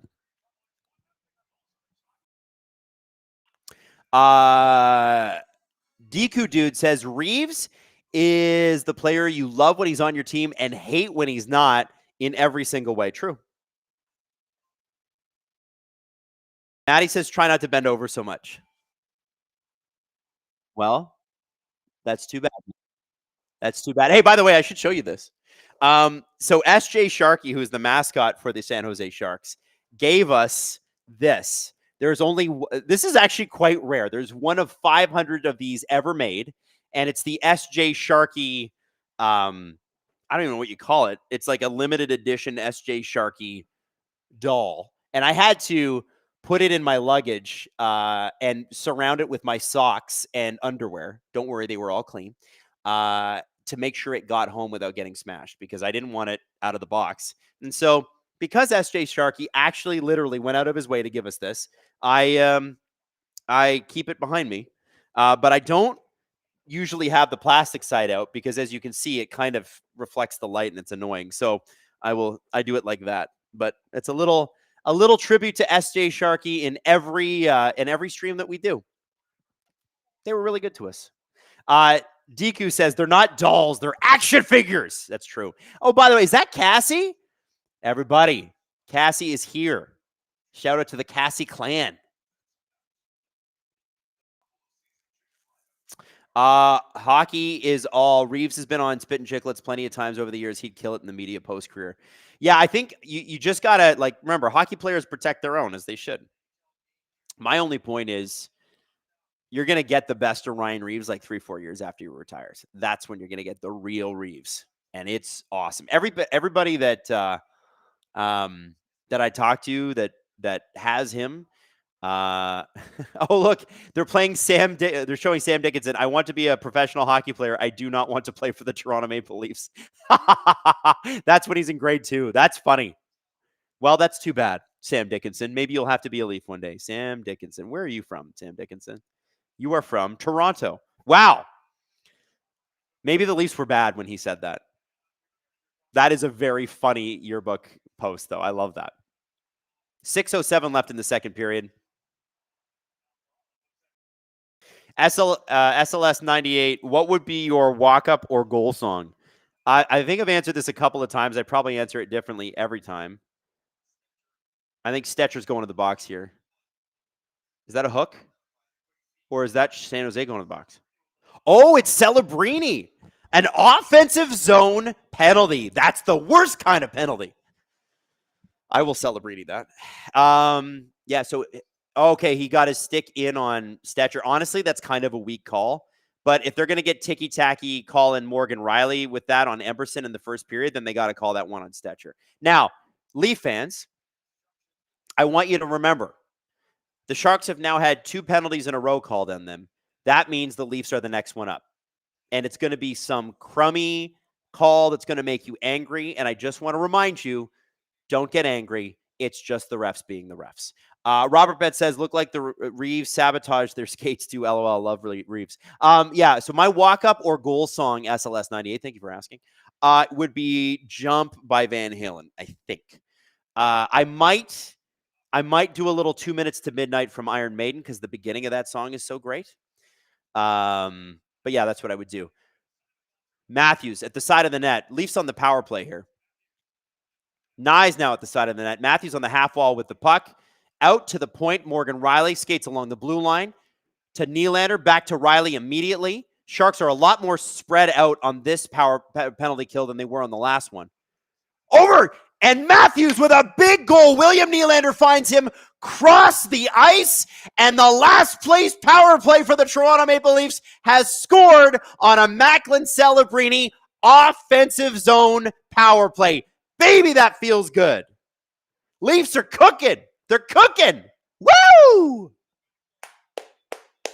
Let's go. So Nylander just does a great job, as he always does, of putting a puck through somebody's skates. If you look at Mario Ferraro there, who is no slouch, he's got Nylander covered, but Nylander is able to sneak it past his right skate and right tape to tape with Austin Matthews, who's had 4 or 5 really solid scoring chances tonight. Man, I got to tell you, that was a fabulous elite player type play. It's the kind of stuff you're going to see Eklund, Smith, and Celebrini do time after time after time in the next few years. Don't worry, Sharks fans. It's coming. By the way, it's so nice to see Austin Matthews score a goal, too. There's been, he obviously had the injury earlier. He wasn't playing well before the injury. And, oh, baby, does that goal have to feel good. He just he slaps the shit out of that puck. It's not even a clean shot because it's kind of on an edge when it hits him. Oh, man, Reaves just intercepted Henry Thrun's pass. Who knew that trade would have such an effect on this game? Lorentz gets the puck, gives it away to Reaves. Look at Reaves. Ryan Reaves being a factor. He's got 6 or 7 hits already. And now he's intercepting plays and creating offensive zone faceoffs along with Gaudette and Gaudreau.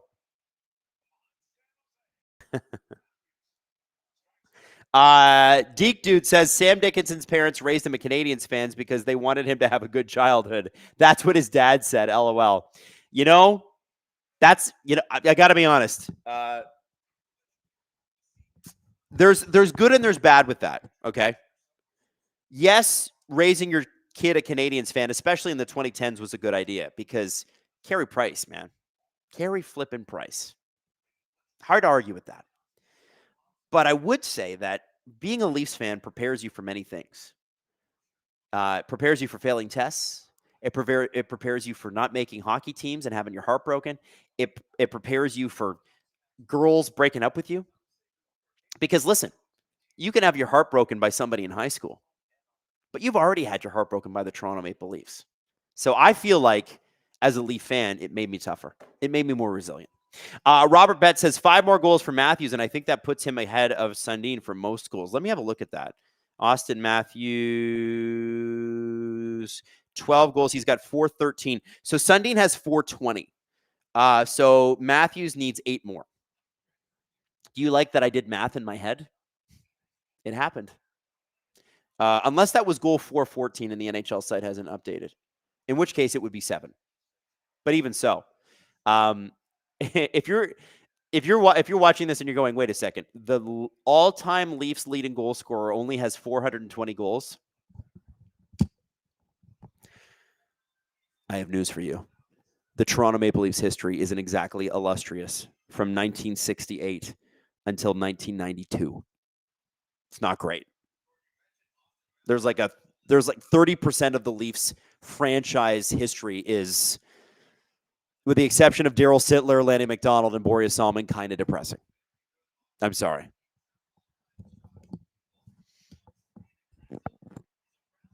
Anyway, Austin, doing it big. I can't wait to watch him pass Matt Sundin. I hope they bring in Mats for that, but Mats and the Leafs have a funny relationship. I think Mats is a different dude, right? Like, I think he marches to his own drum beat, but I think it'd be really special if he was there to see Matthews pass him. He's got 3 young kids in Sweden. The likelihood of it happening is pretty small, but I hope he's at least there to honor Austin and, that sort of thing. Because I think it's a big deal.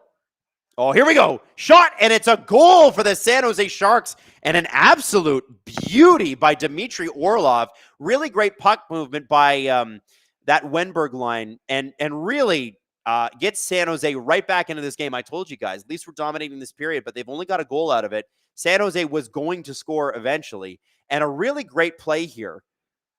Wenberg, using his skating, Klingberg finds Orlov, and he finds the top of the net. Hildeby was already down, so Orlov does the smart thing, gets the puck high. Stetcher unable to block, and Hildeby unable to get his shoulder just... Wow. And Hildeby's a big boy, by the way. He's 6'7". That's okay.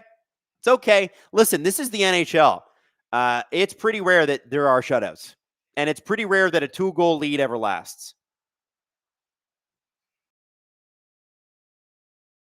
I'm for the Toronto Maple Leafs, second periods have been their Achilles heel. They've played really, really well. I wish they'd had more results in this second period.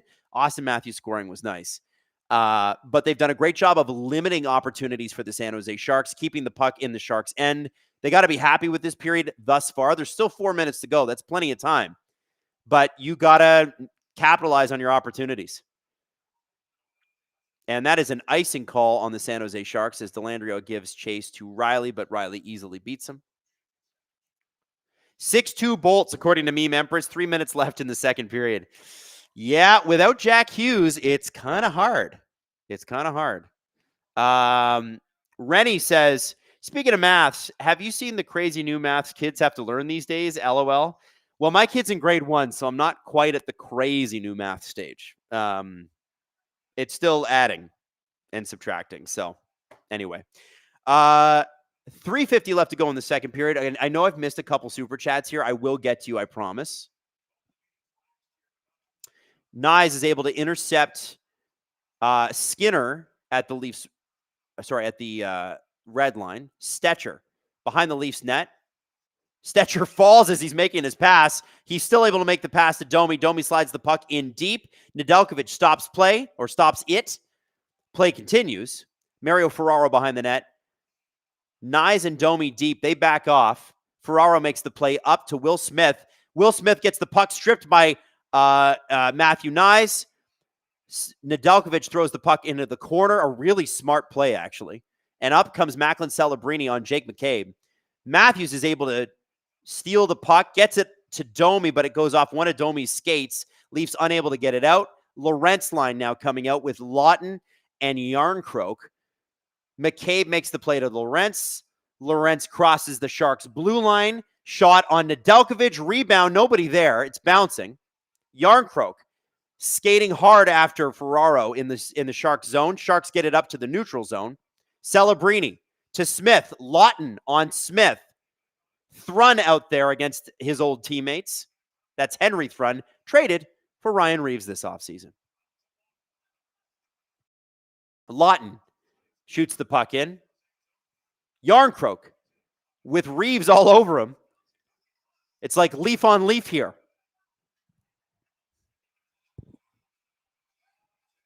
Not much going on in the last 2 minutes. A lot of back and forth through the neutral zone. That goal seems to have given the Sharks a little bit of life. Leafs countering with some good defensive play, but they just gave up the puck in their own zone, so maybe I spoke too soon. No, they're okay. Puck out. William Nylander on the third line tonight, and it's worked out. Dakota Joshua scored off of a William Nylander play, and by the way, William Nylander also found Austin Matthews later in the game on the power play. So William Nylander, a factor. Nylander fell behind the net. Man, the Leafs skates and sticks. They've had 3 sticks drop tonight, snap mid-play in the offensive zone. They've had at least 4 guys fall at inopportune moments. I don't know what's happening. Is there a problem with the ice? It's not like the weather here is warm. I know the Scotiabank Arena ice is never the greatest, but it's just flopping around out there. Stetcher, Domi, Nyes, and a few other guys have all fallen at weird times. Oh, nice play by Wenberg. Remember, this is the line that scored the goal, but Dennis Hildeby stands tall, is able to grab that puck with his glove, and this has to be one of the faster second periods I've ever seen. It's only 8:41. Chris Bigelow says, hey, Adam, I don't catch as many live streams as I do podcasts, but I wanted to say your play-by-play has really grown in the last year. Oh, thank you. It has been awesome to hear the improvement. Had a lot of fun listening tonight. Thank you, Chris. That's a really nice super chat to leave. Really appreciate you, buddy. Listen, my streams are always a mix between play-by-play and just chatter. Sometimes more chatter than play-by-play, but I am trying to get better at it. I've never learned how to do it. So I'm just sitting here learning on the fly with you guys listening. No pressure. Face-off won by the Leafs. They can't get it out. Robertson is intercepted. McCabe makes a backhand play. Matthews is able to cover. Gets the puck up. Robertson and Tavares are out there too for this shift. This is an odd combo, but Berube kind of likes to throw that out there from time to time. Wenberg gets the puck deep, slowly. Colin Graff giving chase on Troy Stetcher.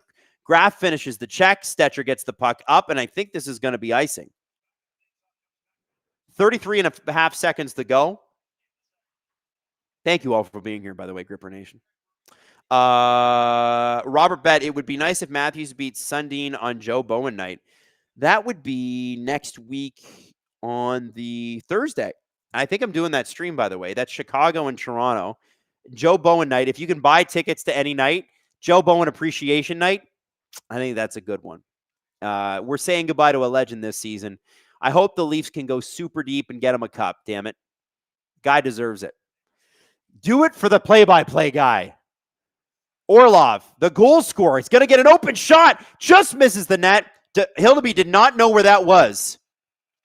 Leafs fire the puck up. Tavares giving chase. Puck moved back into the Leaf zone. 15 seconds to go. Gaudette behind the net. Joshua gives the puck to Benoit. He's under pressure. Forces a play to the hash mark. Celebrini! Oh, what a big save. Celebrini just set up an unbelievable shot, and Hildeby rises to the challenge. Wow. Dennis Hildeby just robbed. Was that Shakir Mukhamadullin? Oh, no, it was Philip Kurashev. And Kurashev is shaking his head going, are you serious? Look at this play. Celebrini with a great interception. I told you, watch his stick. He's a takeaway god.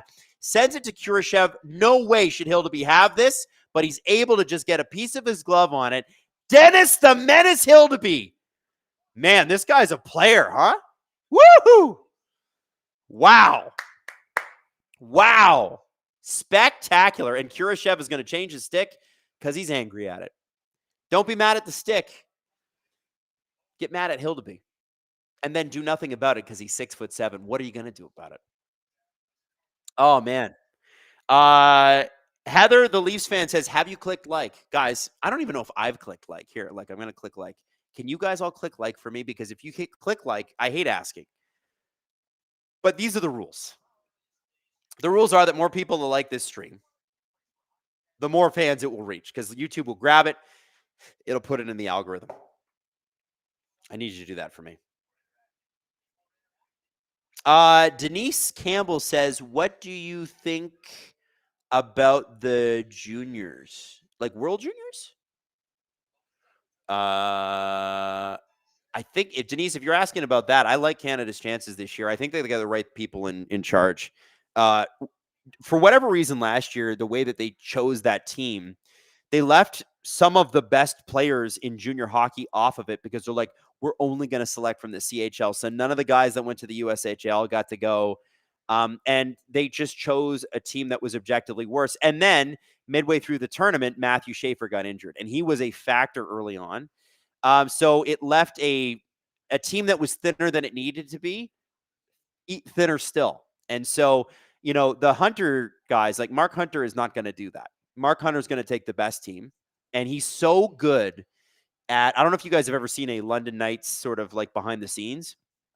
You ever seen a Mark Hunter speech? He gets those kids fired the F up. So, you know, he coaches against a lot of these kids. He coaches a lot of these kids that are going to be chosen. I think Mark Hunter is the guy. He is absolutely the guy. Dave Cameron was not, because Dave Cameron was just, for whatever reason, like next guy up. That's not how professional sports works. And I understand that these are junior players, but let's be honest. This is a professional sort of organization, Hockey Canada. You don't just give a guy a spot because it's his turn. You give a guy a spot because he earned it. And Dave Cameron, wherever he coached, never won. All the way up, never won. Mark Hunter has again and again and again. So I'm excited about that. I think Michael Misa of the San Jose Sharks is going to be available. Zane Parek's going to be available. This is going to be a good team. It's going to be a really good team. Maddie texted me a game. Oh, here we go. Here we go. What do we got? Okay. Maddie's got a start 4, bench 4 Sharks Legends edition. So here are my Sharks that I get to choose from. And then we're going to go to a clip, right? Okay. Start 4, bench 4. Here are the Sharks Legends. Dan Boyle, Tomas Hertl, Logan Couture, Joe Thornton, Evgeny Nabokov, Owen Nolan, Joel Pavelski, and Mike Ricci. Oh, baby. That is a tough one. I'll say this, too. I'm going to say that these guys have got to be at their prime. So it's not Joe Thornton with the Leafs or the Panthers. It's Joe Thornton when he's winning Hart trophies. And by the way, if I'm starting 4, Joe's going to be on that. All day, every day. Joe Thornton, when he was captain and he was winning Hart and Art Ross trophies, all day. Jonathan Chichu owes him a house for that 50-goal season. So, Joe Thornton for sure starts. Well, I think you got to have Dan Boyle there because that's the only defenseman on the list. So I'm going to say Dan Boyle. And I love Dan Boyle. We got to meet him in San Jose, interview him. The guy rocks. So Joe Thornton, Dan Boyle. This sucks. I hate this. Nabokov because he's Evgeny Nabokov and he's the best goalie they've ever had. And I am going to go because I loved him both in San Jose and in Dallas, Joe Pavelski. So it's, for me, Boyle, Thornton, Nabokov, Pavelski. That means I have to bench Hertl, Couture, Owen Nolan, Leaf great, and Mike Ricci. And by the way, we met Mike Ricci when we were in San Jose. Absolute beauty. The guy rocks. He's amazing. He's one of the guys that's always around. Evgeny Nabokov is a goalie coach for the Sharks. Joe Thornton we saw there with his kids. All of the former Sharks hang out and coach and mentor the current Sharks. They all live there. They all love it. It's amazing. So yeah, I would say those are my picks. You guys make yours. Lee Bird says, what about Arturs Urbe? Wasn't Rob Blake on San Jose? Maybe he was. Was Rob Blake a Shark? He did play for Colorado for a bit. Yeah, he did. Rob Blake actually finished his career in San Jose. Had some pretty good seasons too. 08-09. This is in the dark years for the Leafs. 45 points in 73 games. That's amazing. And then they went on a bit of a run in 09-10, and he had 30 points in 70 games. Played 15 games in the playoffs, but only had 2 points, and that was sort of it. But damn, I forgot Rob Blake was a Shark. He played for 2 of 3 California teams. Good for him. All right, everybody. We're going to take a quick break. And by break, I mean I'm going to play you a clip, and then we're going to come back at the beginning of the third period. Maddie, what do we got for clip?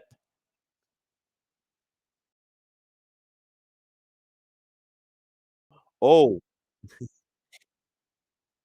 So this is interesting. We got a Chris Tanev injury update because I don't know if you know this. He has rejoined practice, but there's something that he's working on. We'll explain in the clip. Also, there was a rumor out there from Elite Prospects that Calle Jarnkrok either had a contract this season or next season with a Swedish club, and we'll provide a little more insight on that. And we will come back for the beginning of the third period. There is a rumor from Elite Prospects today that Calle Jarnkrok is leaving the Toronto Maple Leafs and going to Brynäs. I don't know where that is. The Swedish league. Okay. And that we called Chris Johnson, and Chris Johnson said that's complete bullshit. So, I mean, listen, rumors happen. Always good to check with your insider. And, it's interesting. This one made a lot of sense in a vacuum. Like, you could easily explain this to yourself because the way this contract was signed, and this was a Kyle Dubas contract, the majority of this contract was bonuses. And Callie's in his last year, and the bonus is always paid on July 1st. So he only really had league min to make this year. And you're what? The season's already underway. 30 or 40% in. So he's owed like $400,000. Yeah. So that is a guy that I could easily see going, yeah, you know what? I'm not really liking my time, and I'm going to go to Sweden, and I'll make that back in Sweden. The one thing I'll stick up for EP for is they didn't specify when, No, they just said it was a rumor. I don't know. Yeah. No, but like it could be next season. Yeah. Like guys make decent money over in Europe. Yeah. I don't think Yarncroke would have made $400,000 for an abbreviated season in Sweden. I would imagine it would have been over multiple years. That was my. Yeah. I'm not saying he would make it It's back possible. this year, but it's like. But it's like also- David Kampf, right? He's not Yeah. going to make that money that he gave up back right away. Here's the difference between Yarncroke and David Kampf. Yarncroke is in the NHL, and not only is he in the NHL, he's in the lineup. Yeah. Like, there's no reason for him to rip up his deal. I wondered if obviously I think he is probably overpaid at this point for what he brings, but he's still a reliable defensive forward that I do think you need. However, I feel like the Leafs would also appreciate, just like with Kampf, the cap flexibility that it might give you. You could take him or leave him. Like I don't. I feel like you could find somebody on the Marlies who could do some of what Callie does. Yeah, probably. point. Probably for a lot less. Yeah. But like, I don't think he's so useless that you can't use him. I think Calle Yarncroke is worth $2.1 million.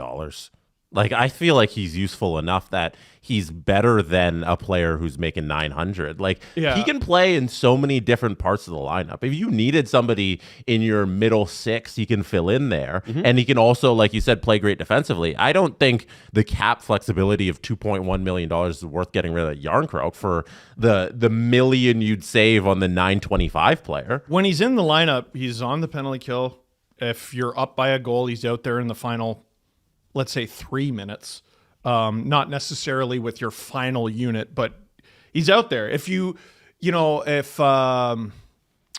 like Cowan or someone is on your second line and you're in the final 5 minutes, you might replace him with Yarncroke, right? Or Lawton has been the more popular guy at times this season. He's a defensively responsible forward. What is starting to frustrate me about him is I've defended him by saying he's good for like 10 to 15 goals every single year. And like historically, you look at his career, it's every single year. Last year was the outlier because he was injured. He scored 3 goals to start the season and shut it off. I think 4 in 19 is what he have, which would be on pace for what you're talking about. Yeah. I'm thinking, No, it is. Yeah, it is. yeah, you're right. You're I'll right. give you a second to do the math, but it is. Yeah. Well, put it this way, he's cold. Yes, So that is true. And I'd he's love for him also- to chip one in. He's also not like I get what you're saying, but I'm like, that's not what they're using it for. Yeah, well, that's not what they're using Steven Lorentz for, but like on occasion, He scores. it's yeah. nice to chip in the occasional goal. Right? Yeah, absolutely. I get that. I want to know what we can expect from Henry Thrun. People have been begging for this guy to be called up. He finally has been. This is the guy that came over from San Jose in the Ryan Reaves trade, which is right. kind of crazy. And from what I've heard, he's a very, very competitive person. Has had a really good start with the Marlies. What do we expect? I expect him to play like it. Okay. I talked about Mermis and this being one of his last chances in the NHL. I mean, geez, how many defensemen have played for the Leafs this year? 9, 10? We're getting there, yeah. You're this far down, right? But you're still getting this opportunity. You better play like it's your last day in the league, because it might be. We need this. We need you to move the puck well. We need you to pay attention to assignments. We need you to not screw it up. Every point is so important to this team. They've been playing well. They've allowed, I think it's 10 goals in their last 7 games combined. That's nuts. He had played 119 games with the San Jose Sharks over in parts of the last 3 seasons, keeping in mind, of course, that the Sharks were bad and not as deep on defense. Yeah. So, but he has plenty of NHL experience, I think is my point. He's got more NHL games than Dakota Mermis. You're totally right. So he also is a left shot guy. So how do you like him with Benoit? I would imagine it's Benny on the right, but I don't know how much right he played in San Jose. Listen, it's one of those situations where you just got to friggin' figure it out. And the Leafs are being real cautious about William Villeneuve. He's the name who keeps coming up. I'd really like to see him, but if you have a choice between a guy who's never been there before and a guy who has, maybe you should side with a guy like Henry Thrun. Do you think that that a guy like Will Villeneuve is just too offensively minded for what Berube wants in that position? Well, maybe they feel satisfied with, because that was something they needed so badly, and Now maybe you they got feel Stecher. satisfied with what Stetcher's bringing. Now, Rafai and Chris Tanev were both participants in Leafs practice today, both wearing red jerseys. So it's pretty clear that Tanev will not play tomorrow night. And Kyprios reported on his show that there's a potential surgery going on there, and that they would hope to get him back at the end of the season if it came down to that. But based on what we know from what happened on the ice, I think it was it Mitchkov or whatever he kind of backed into? Yes. That I would imagine that's a neck thing. It should look like a neck thing. You can't screw around with that. Yeah. Everyone keeps bringing up Jake Muzzin, and I mean, that was a good NHL defenseman until he wasn't. Due at the doctor today. So we'll see what happens. So he's going to go to practice, then he's going to be reevaluated, and we'll see what happens. So I wonder how much they tell us. Oh, they will not tell us anything. Jesse, being around the rink, you've seen Tanev get on the ice and skate before practice, right? Like he's on before or he's on after. Does he look ready? No, he hasn't participated in practice until today. Today he was practicing and actually practicing with the team. So just kind of skating around beforehand. So he definitely wasn't ready. He'll need a full practice, which he had today, but still no contact. So I haven't seen him be ready just quite yet. This is just in from David Alter, too. Craig Berube says Dakota Mermis will be out at least a month. Weighing in on the McMahon suspension, he said, it wasn't much of a... And then he stopped himself, and he said, I thought it was more of him just kind of getting bumped, and the stick kind of... I don't know, you got to control your stick, but I don't think it was worth the suspension. Gage Concalvis got nothing. Yeah. Mermis is out a month. That could, who knows when his next NHL game will be. Lance Hornby disgrace. is also saying that Henry Thrun is a good bet to play the right side tomorrow. Got it, okay. So there you go.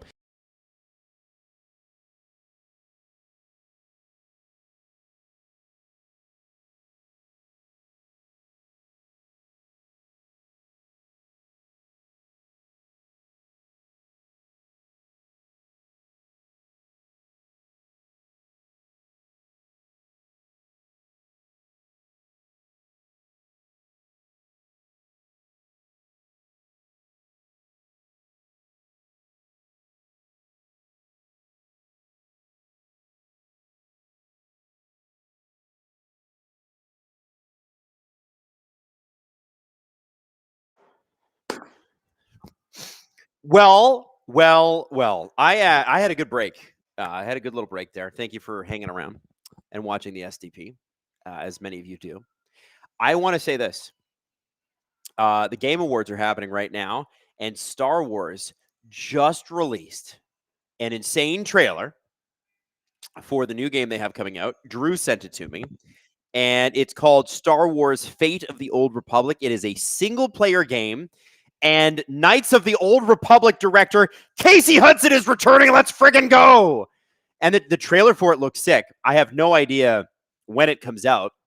It's probably going to be like a unicorn, like Grand Theft Auto 6. They'll just keep delaying it. As far as I know, Ubisoft isn't doing it too, so you won't be microtransaction to death. But it's really, really exciting. You guys should check it out. It's called Fate of the Old Republic. Let's go. I'm so excited. We need some new Star Wars games. And you know what? When it comes out, I'll come on here and we'll do some streams and we'll play it together. I still haven't done any video game streams, mostly because I don't have a lot of extra time, but I still want to, because I saw how much you guys had fun with Jesse Blake when he was doing it. And I really want to get into it, but not always possible. Mixed Heart Productions. K, look, we want optimal gameplay, reliable mechanics, and a foreseeable future. As in, you want it to happen in the foreseeable future. Agreed. Cool Man Lanny 21 says, Sharks come back? I mean, potentially. They're dangerous. Leafs played a really great second period, though. Really, really great. Five for Fighting says, I was at your live show in San Jose rooting for my Sharks, but dang, Matthews looks good. Finally. Also, that's really good for my fantasy team because I drafted Matthews in like 5th overall. And I'll be honest with you, he has not shown up in the way I really needed him to this season. But looking pretty good tonight. I am currently losing my my game, but I'm hoping to turn it around here. Yeah, I'm only down by a couple of points. Leo Carlson got a goal tonight. Mitchkoff and Seneke. By the way, I got Beckett Seneke off waivers, and he's been on fire. Love this guy. So yeah, hoping that this continues. Austin Matthews gets me a goal. Have you guys subscribed to the channel yet? Are you watching this and not subscribed? How friggin' dare you? All right? How friggin' dare you? How could you do this to me? Leafs about to take the face off. Ready to rock and roll. If I can ask you, of the 890 people here, only 424 have thrown a like on the chat. Can you throw a like? It helps me find bigger audiences. We want to grow this thing. You know what I'm saying? So drop a like in there if you can. Let's make it happen. And by the way, we got a poll. Who's scoring next, chat? Leafs extend the lead. Sharks tie it up. Leafs win 2-1. Right now, Leafs extend the lead is 62%. Sharks tie it up at 30%. Morgan Riley gets the puck up. Intercepted by Waugh, who was bumped by Klingberg. And the puck goes down into the Leafs zone. Joshua along the half board fighting for it. Colin Graff, who's been an absolute menace of the last few games, looking pretty good tonight here too. Unable to get the puck. Oh, a terrible play by Oliver Ekman-Larsson. I don't know who that pass was to, but the Leafs got away with one there. Although the Sharks have maintained pressure, Leafs have been pinned in their zone for the better part of the last 50 seconds to start this period. They finally get it out. Joshua makes a play. It's kind of dead in the neutral zone, but he's able to get it deep without icing it. Dmitry Orlov collects, and the Leafs are actually able to turn it around and get a new line on the ice. And that is the Matthews line, by the way. Daniel Hammerton. Hey, Daniel, what a wicked last name. Hammerton. It's Hammerton. Welcome to SDP VIP. Our new VIP episode just dropped, by the way. Or it should drop tomorrow morning. I heard, though, that it dropped tonight accidentally. Either way, it doesn't matter. If you join SDP VIP, you get an extra episode every single week. We're not talking hockey in that. We're doing a little bit more pop culture. And the episodes are a lot of fun. And we go deep. And the community is amazing, too. So if you want to join that, that's great. If you want to get all 4 episodes that the Steve Dangle podcast releases every week ad-free, you can. You just upgrade to the SDP VIP ad-free tier, available on Spotify, available on Apple, and available on YouTube. And you will get every single episode ad-free. And by the way, subscribing to the channel really helps us. Whether you pay to subscribe or you just click the subscribe button, it's a major help. So I would ask you to hit subscribe. Josh Jackson says, let's go Leafs. Dwayne The Rock Johnson styles. Let's go Leafs. Benoit gets out-muscled there. Oh, and a big save by Dennis Hildeby. Oh, man. That was not a great defensive play, let's be honest, by Simon Benoit. He's been pretty good today, but William Eklund just straight up out-muscles him. Watch this. Turnstiles him. Kind of does the stutter step at the hash marks and is able to cut across. Benoit's got to cover that angle a little bit better, but Eklund's got very deceptive speed. It was a great play.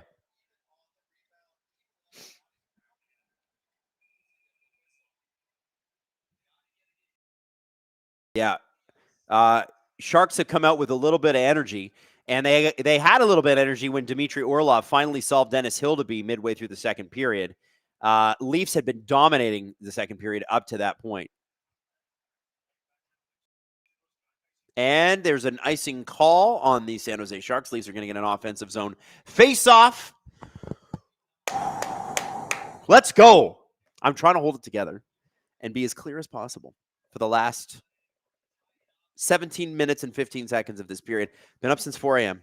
I know a lot of you work shift work, so you know what I'm talking about here. And it's you know what it is? It's the brain fog. It makes it hard to do like play calling and stuff. Nick Waugh, by the way, loses the face-off draw in the Sharks zone. Timothy Liljegren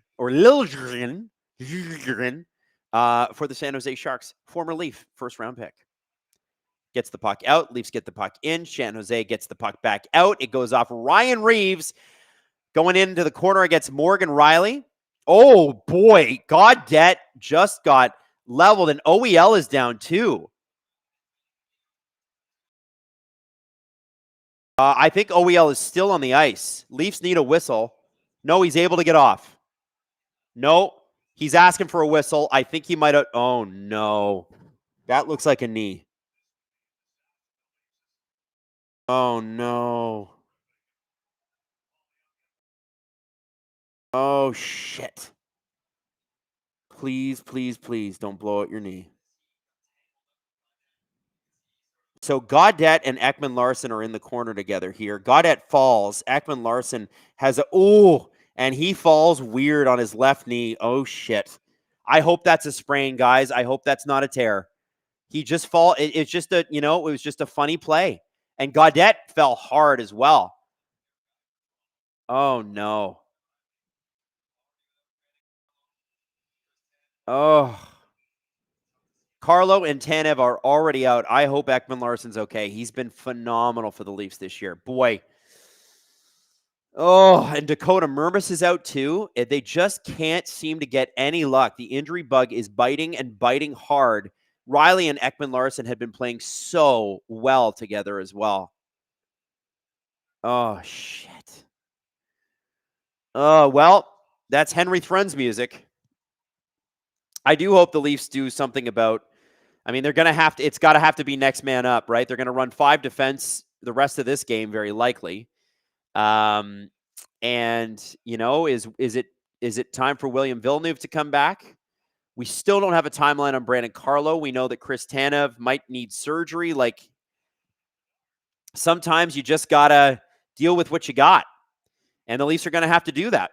They're going to have to play good systems, strong systems, and hope that Morgan Riley can take advantage of this. And maybe Henry Thread. Oh, here we go with a nice shot. Calle Yarncroke was wide open in front of the net. A great setup by Steven Lorentz.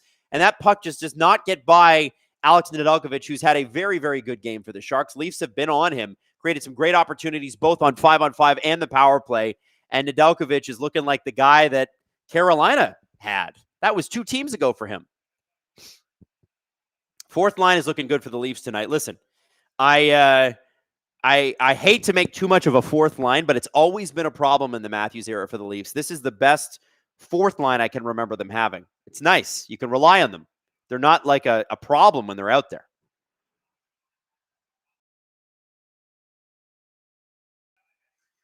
Kurashev in on McCabe. McCabe crushes Kurashev along the boards. Kurashev drops his stick, and he is slow to get up. That corner has been pretty dangerous for both Sharks and Leafs. Godet went down hard. OEL went down hard. Kurashev went down hard. And celebrating with a shot. Another save by the glove of Dennis Hildeby. He has been red hot tonight. Macklin Celebrini, get ready, kids. He's going to be on Team Canada, I think. He is phenomenal. He's just a phenomenal hockey player to watch. I just wish he wasn't phenomenal against my team. Look at the defensive play there, covering off for his defenseman, and he's able to keep the puck away from Matthew Nyes. This guy's going to be a problem for a long time. I'm glad he's in the Western Conference. That's all I got to say. Robert Bett would not like to be around Steve tonight. I think Steve will be fine. I think we just got to, you know what? This is I think Steve tweeted it out before the game. Henry Thrun is the 10th defenseman to play for the Leafs this year. And I think they're going to need an 11th. Oh, Tavares just wrung one off the stick or off the skate of Ty Dellandrea, and he's in pain, but he's back up. That's got to sting.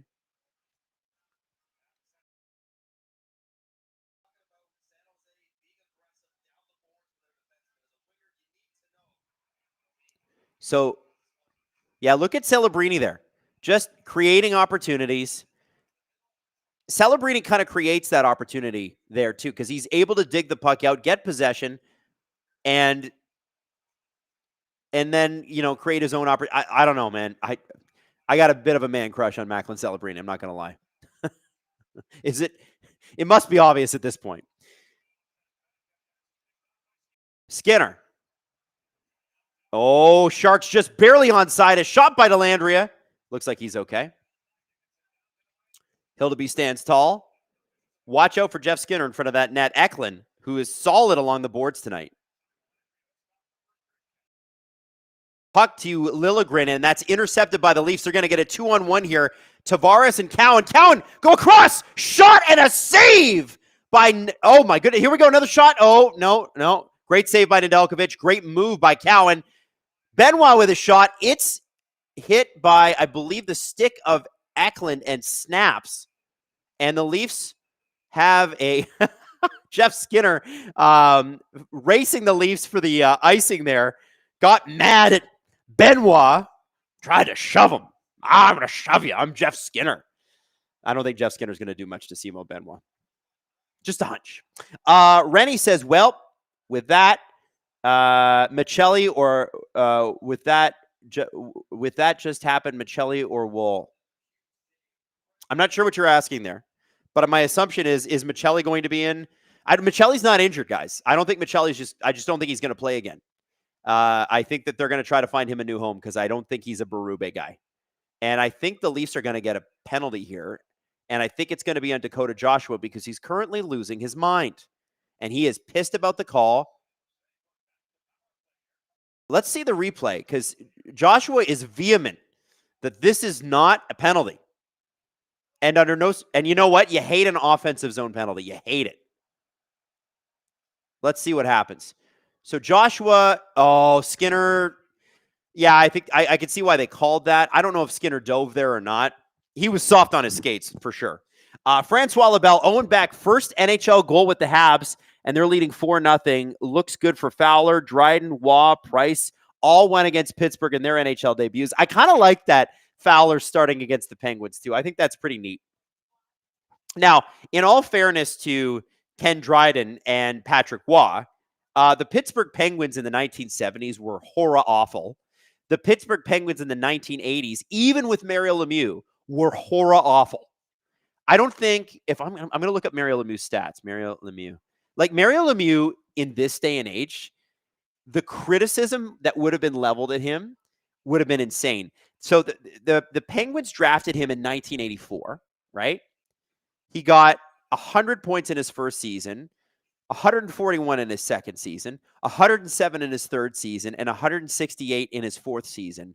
And the Penguins did not make the playoffs. 16 teams back then made the playoffs. There was only 21 in the entire league. And the Penguins, for 4 straight years, didn't make the playoffs with Lemieux scoring like that. Then they made the playoffs, made it to the second round in 88-89. Lemieux had 19 points in 11 games. And then in 89-90, they again did not make the playoffs. It wasn't until the early 90s, when they won those first 2 cups, 91 and 92, that they started regularly making the playoffs. So Ken Dryden winning against the Penguins in the 70s, and same with Patrick Waugh. No disrespect. I would put this Pittsburgh Penguins team, which has not made the playoffs in a couple of years, up against any of those 2 teams. This Penguins team's way better than what those teams were. Way better. So they're re-showing the Joshua thing. Yeah, that's a penalty every time. I get why Joshua's mad. I think he feels like Skinner brought his stick up into his face, but I don't know what you're going to do. Celebrini with the puck. Watch out for Macklin Celebrini, kids. John Klingberg at the point. Shot. Blocked. Lorentz in pain. Klingberg's got a hard shot, too. Maddie, if you don't mind, take a look at the Leafs PR account every once in a while. See if there's any updates on Oliver Ekman-Larsson, just to see. Oh, Celebrini for Toffoli. And that shot through traffic is saved by Dennis Hildeby. Robert Bett says, let's play Truth or Dare. I dare you to text Steve and tell him OEL is hurt. Oh, Steve knows. He's watching. I don't need to text him. Rusty Mitchell, Fowler going for the shutout. My jinxing worked on Saturday. Rusty, I missed your jinxing on Saturday. But I will tell you that Jacob Fowler might be the answer to all of the Montreal Canadiens issues. It's unfortunate he can't play second-line center. Maybe Owen Beck can. He scored tonight. They need a second-line center. It'd be nice not to have to trade for one. McCabe. Leafs win the draw in their own zone. They've been strong on the PK. Hopefully that continues here. They win the draw, fire it down. John Klingberg goes back, collects, passes. Celebrini is going to bring the puck up, quarterback this power play. San Jose gains the zone, but Stetcher is able to intercept it right at the blue line and fire it back out. Sharks fire it back in. McCabe strips the puck from Toffoli, fires the puck back out. Meme Empress, 7-3 Bolts, points goal, but Kuch was being a public magic menace. Yeah, Kucherov is nothing if he's not a menace. He's crazy. Like, he's a lunatic, but he's really friggin' good. Wenberg, you got to have somebody who's a little crazy on your team, I think, if you're going to win. You got to have someone who's like, oh, he might bite me, you know? And I'm on his team, he might bite me. Oh, what a shot in. Celebrini floated one in. They did tip it, but it goes wide. Wenberg behind the net now with, that's McCabe. Leafs PK has been out there a long time at this point. Probably some legs burning, I would think. Lorentz able to get the puck out. Lawton was going to give chase, but who cares? And the Leafs are almost done killing this PK. 11 seconds to go. 11:42 left in the third period. Leafs up 2-1. They were up 2-0 until Dmitry Orlov finally solved a very strong performance from Dennis Hildeby. Let's hope that's the only time. Celebrini almost had an open shot there. Not able to get it. And up comes Matthew Nyes, and he trips over the red line. Smith to Skinner. Skinner with a shot. And a big save by Dennis Hildeby. Oh, the Owen Beck goal was denied. It was denied because it was offside. Oh, that sucks. Canadian Lovely 13 says over 1,000 viewers, but still under 500 likes. Hit like, people. My guy Adam and the SDPN crew are killing it with this stream. Much love to you guys. Thank you, Canadian Lovely, and thank you to you for clicking like. I know it seems ridiculous for me to be asking you to click like. You're already tuning into the stream. You're already done your job. We're so happy to have you here. But if you click like, more people can find the stream because YouTube loves when you like it, and it adds it to the algorithm. I don't make the rules. I can only play by them. Matthews wins the faceoff draw in his own zone. Back to Simon Benoit, who's been involved and engaged. Puck goes up, misses everybody. Collected in the San Jose zone. And back come the Sharks. Skinner across, and it's a goal. Is that Ryan friggin' Reaves? It is Ryan. Oh, it's Barclay Goodrow to Ryan Reaves. Oh, of course. Of course it had to be Ryan Reaves. And it was a great deflection, too. Oh. Man, even when the Leafs are having a great night, they can't help but be themselves. Oh, my God. So Gaudette, so the Leafs, it might be offside, but Benoit does not cover Reaves' stick well enough. He's got a stick on him. Oh, it goes off Benny. Oh, so it didn't go. It wasn't Reaves.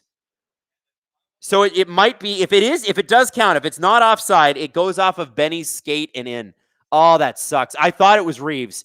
Holy smokes. That would have sucked. If it was Reaves, I don't think it's Reaves. Oh, Toronto's going to challenge for offside. But wait, there's more. Berube is 1 for 2 this season, but the Leafs staff has been pretty good. So if this is a call down from up top on high, then we're going to rock and roll. Rennie says we could really use someone like Reaves on the Leafs. No, I think his time was done here. Leafs were unbelievable last year when it came to these types of calls. If they lose this call, oh, yeah, I think he's offside. Oh, you can pass the puck? I don't know. He doesn't. No, he passes it. He passes it, and both skates are. It was offside, no goal. Let's go. Sorry, Adam Gaudette and Barclay Goodrow and Ryan Reaves. You can't score on us. Ha-ha. So what happens here, I think, is if Gaudette is able to maintain possession, there's nothing wrong with that play. But the problem is that he has the puck over the blue line, makes the pass, and technically when you've made the pass, you no longer have possession, which puts him offside. It's very technical, but it is an offside. That was a close call. Good for the Leafs. Good for the Leafs. We like that. Now let's go score a goal and get it up 3-0. Here come 3-1. Oh, and William Nylander and Nick Waugh just gained the zone 2-on-1. Nick Waugh drew a penalty. Let's go, my babies. Let's go. And to the box goes Ty Dellandrea. Ha ha!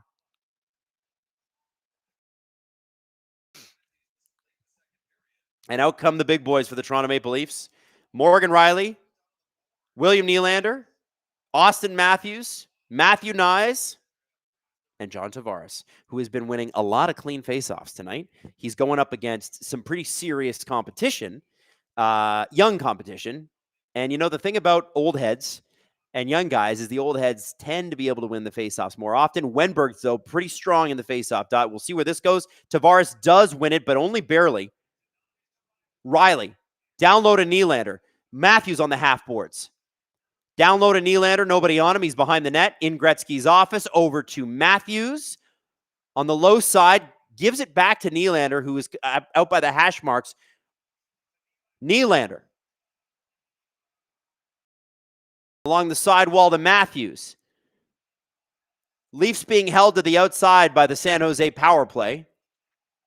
Matthews gets the puck from Rielly. Gets it across, tries to set up a nice tip. That hits the corner and skirts out. And the Leafs are going to have to reload. The Lightning. The San Jose Sharks are going to be able to change their PK. Nice. Matthews into the zone, intercepted. William Nylander is able to stop it before it is kicked out of the zone. He's down low, gets it out to the point. Rielly on the left side point. Matthews on the right side point with the puck. Back to Rielly, who is now on the right side point. Shot in. And that puck is either deflected or it did hit Nedeljkovic. And out comes Colin Graff, who is a very good penalty killer. And he's been a bit of a problem for the Leafs tonight. He's been a problem for a few teams over the last few games. I believe he's on that 3-game goal streak. Matthews, 36 seconds to go on this power play. Nylander to Nyes. Leafs gain the zone. Nyes cuts back again. The double cutback to Robertson, who's now changed. Robertson can't receive the pass. Matthews back to Robertson at the hash marks. Matthews behind the net as he gets it out to Nyes. Nyes has that pass intercepted, but the Leafs maintain control. McCabe now at the blue line, shot by Nylander. Robertson. It's 88 and 89. Sorry, guys. And the Leafs are going to have this power play get away from them, but they did create some opportunities. 8:57 to go in the third period. We need the Leafs to convert. William Nylander, who, by the way, had been on a bit of a drought, playing on the third line, directly led to both Leafs goals tonight.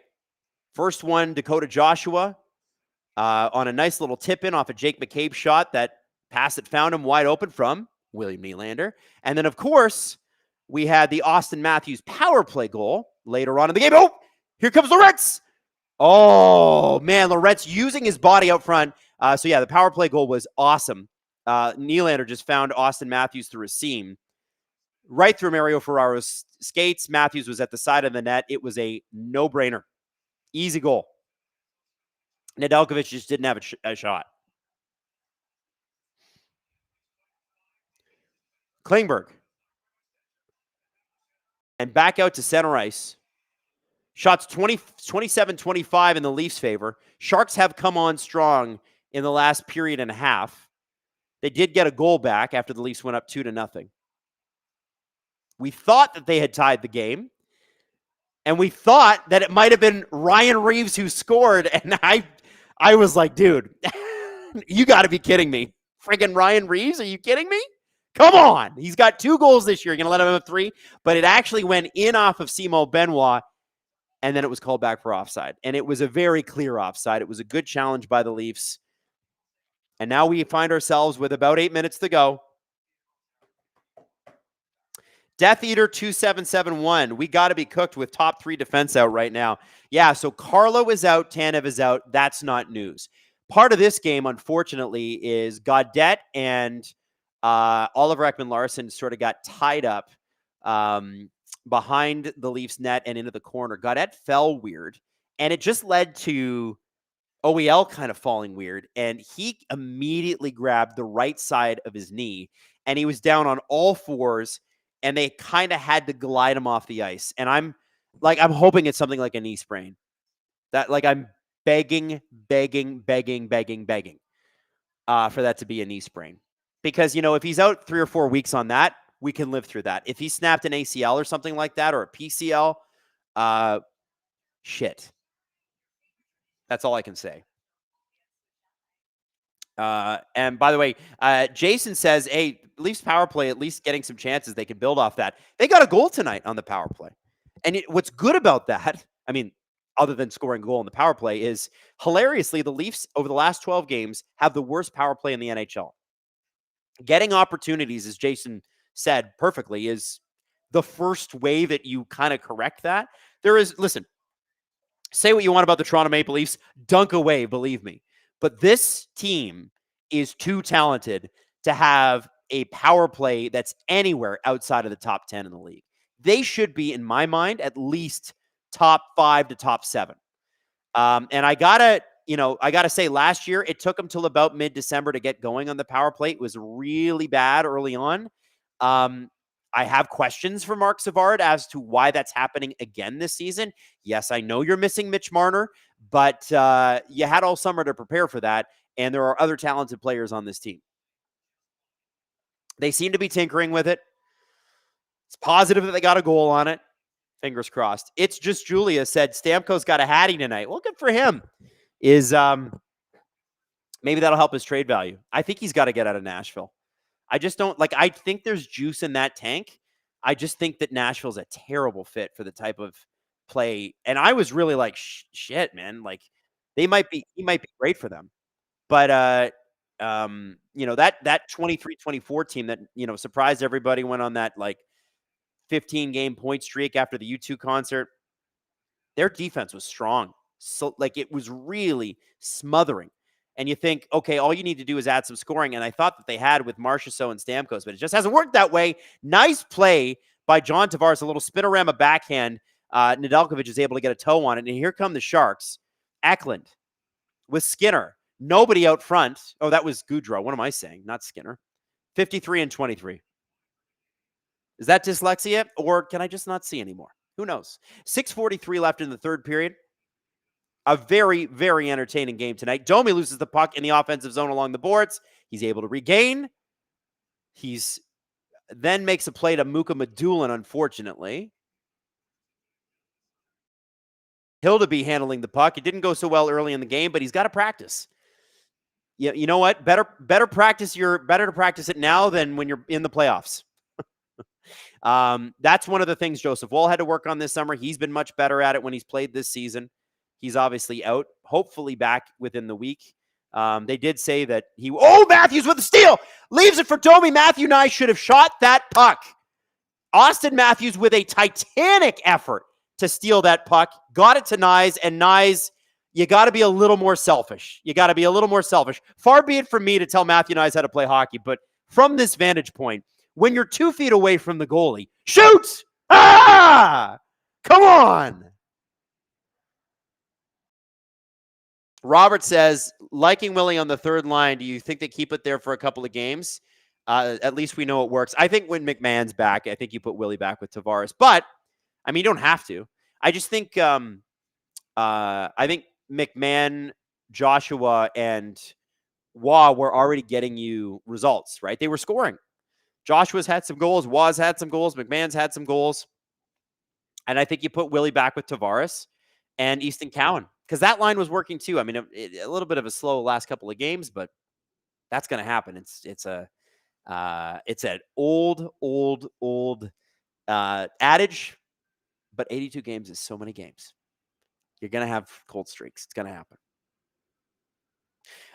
Richard says, how do 400 people refuse to click like? You know what, Richard? I don't know. Do you think that 400 people hate me and my family? Do you think it's possible?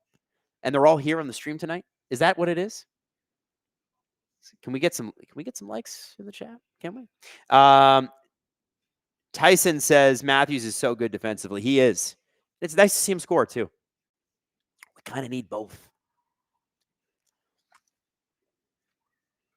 Justin Fisher in the chat says, I'm not sure if Nylander got moved to the third line or if the new third line is actually the second line. Yeah, maybe it is. Excuse me, guys. I'm still getting over this cold. I hadn't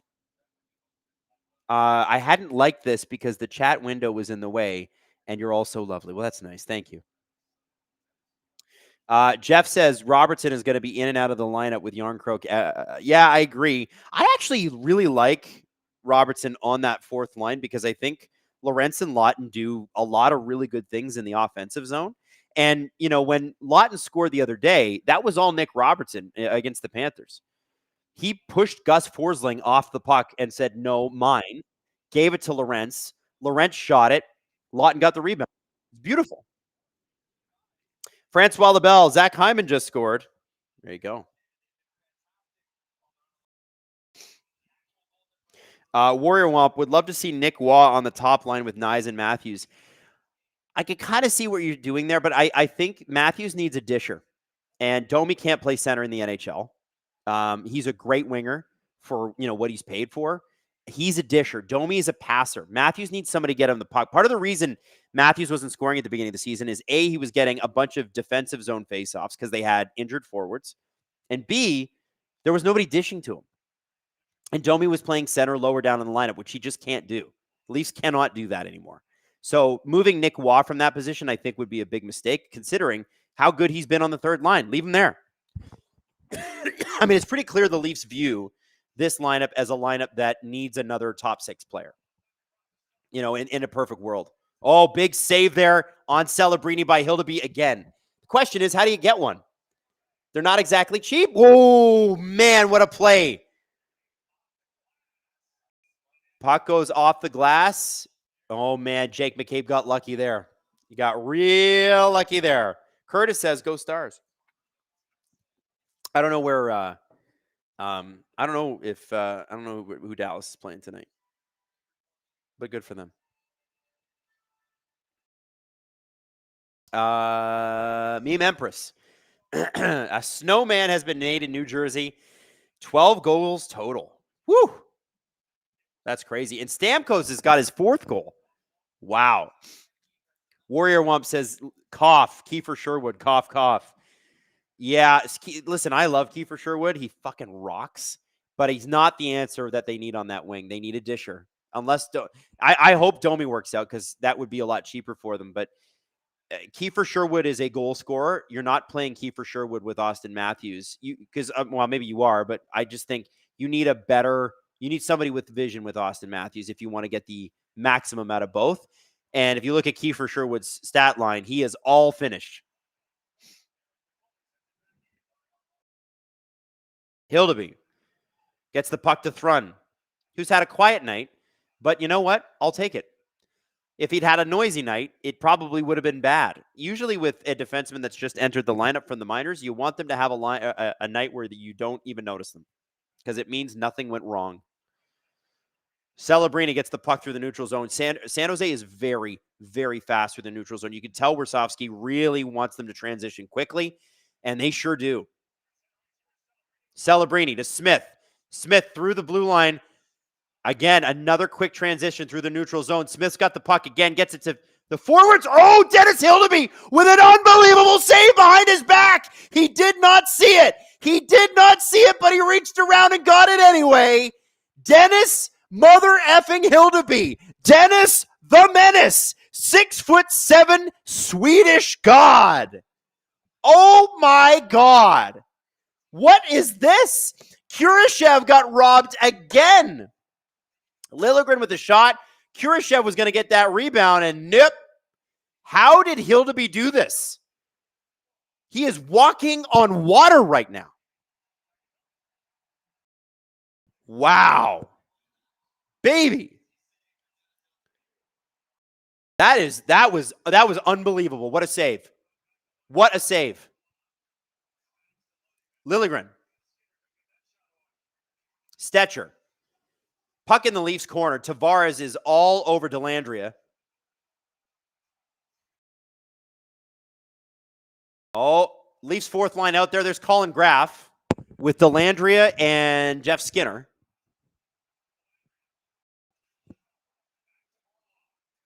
Skinner is down. Dellandrea up. Puck wired around the Leafs zone, and Calle Yarncroke on the far board trying to dig for it against Dmitry Orlov, Colin Graff, and Ty Dellandrea. A little bit of help given there by Morgan Riley. Oh, Leafs a bit of a tire fire in their own zone, but they're able to get it out.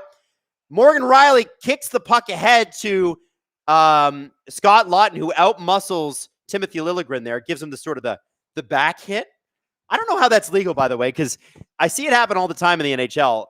And guys do it, and it is clearly allowed, but like he doesn't have the puck. It's kind of funny, right? Leafs ice the puck. Oh, no, they didn't. The San Jose net is open. There's 2 minutes to go in this game, folks. Let's get some insurance. Let's get some insurance, baby. I'm taking out a policy. And the policy is on winning. Waugh, Joshua, and Nylander out there with Benoit and McCabe to defend this lead. Celebrini with a shot. It's blocked. Nylander tries to get the puck out. They can't. Celebrini gets the puck. Oh my goodness, there's so much going on. Eklund just could not handle the Celebrini pass. Shot by Klingberg, and it goes in.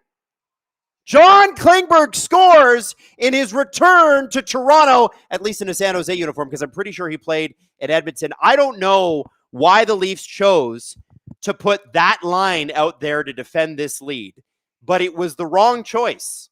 You had 3 other lines that would have been a better choice, but they went with this one. I don't know, man. Listen, no disrespect to Nylander, Joshua, and Waugh. All good players, but what the hell are we doing? Yeah, and you know what? That shot's through traffic. Hildeby doesn't see a thing. That's not on Dennis. That's on the Leafs bumble effing the puck around. And you know what? Remember when I told you in the second period, Leafs need to convert more on these chances? They're dominating, but they're not scoring. This is what I was talking about. This is exactly what I was talking about. This game shouldn't be going to overtime. Should not be going to, it is going to overtime. But when you are dominating like that, you must convert. And that's been a Toronto problem this season. There have been periods where they do dominate and they're not getting the results. And I know that that's a positive thing, but you want to win games like this. And you got to do it when you're up. When you got your foot on their throat, you got to push. Out comes the Matthews line. Dellandrea to Graff. Graff across the Leafs blue line. Here come the Sharks. Minute 06 to go. Riley. Leafs carry the puck out to the blue line. Morgan Riley with a weird pass. He's able to find Nyes. Nyes unable to get it, but the Sharks player falls. Nyes at the boards. It's very discombobulated zone entry there. Not sure what's happening. 43 seconds to go here. Leafs second line is going to get on? No, fourth line. So they're just going to try to make sure. I mean, this fourth line's gotten some opportunities tonight to score.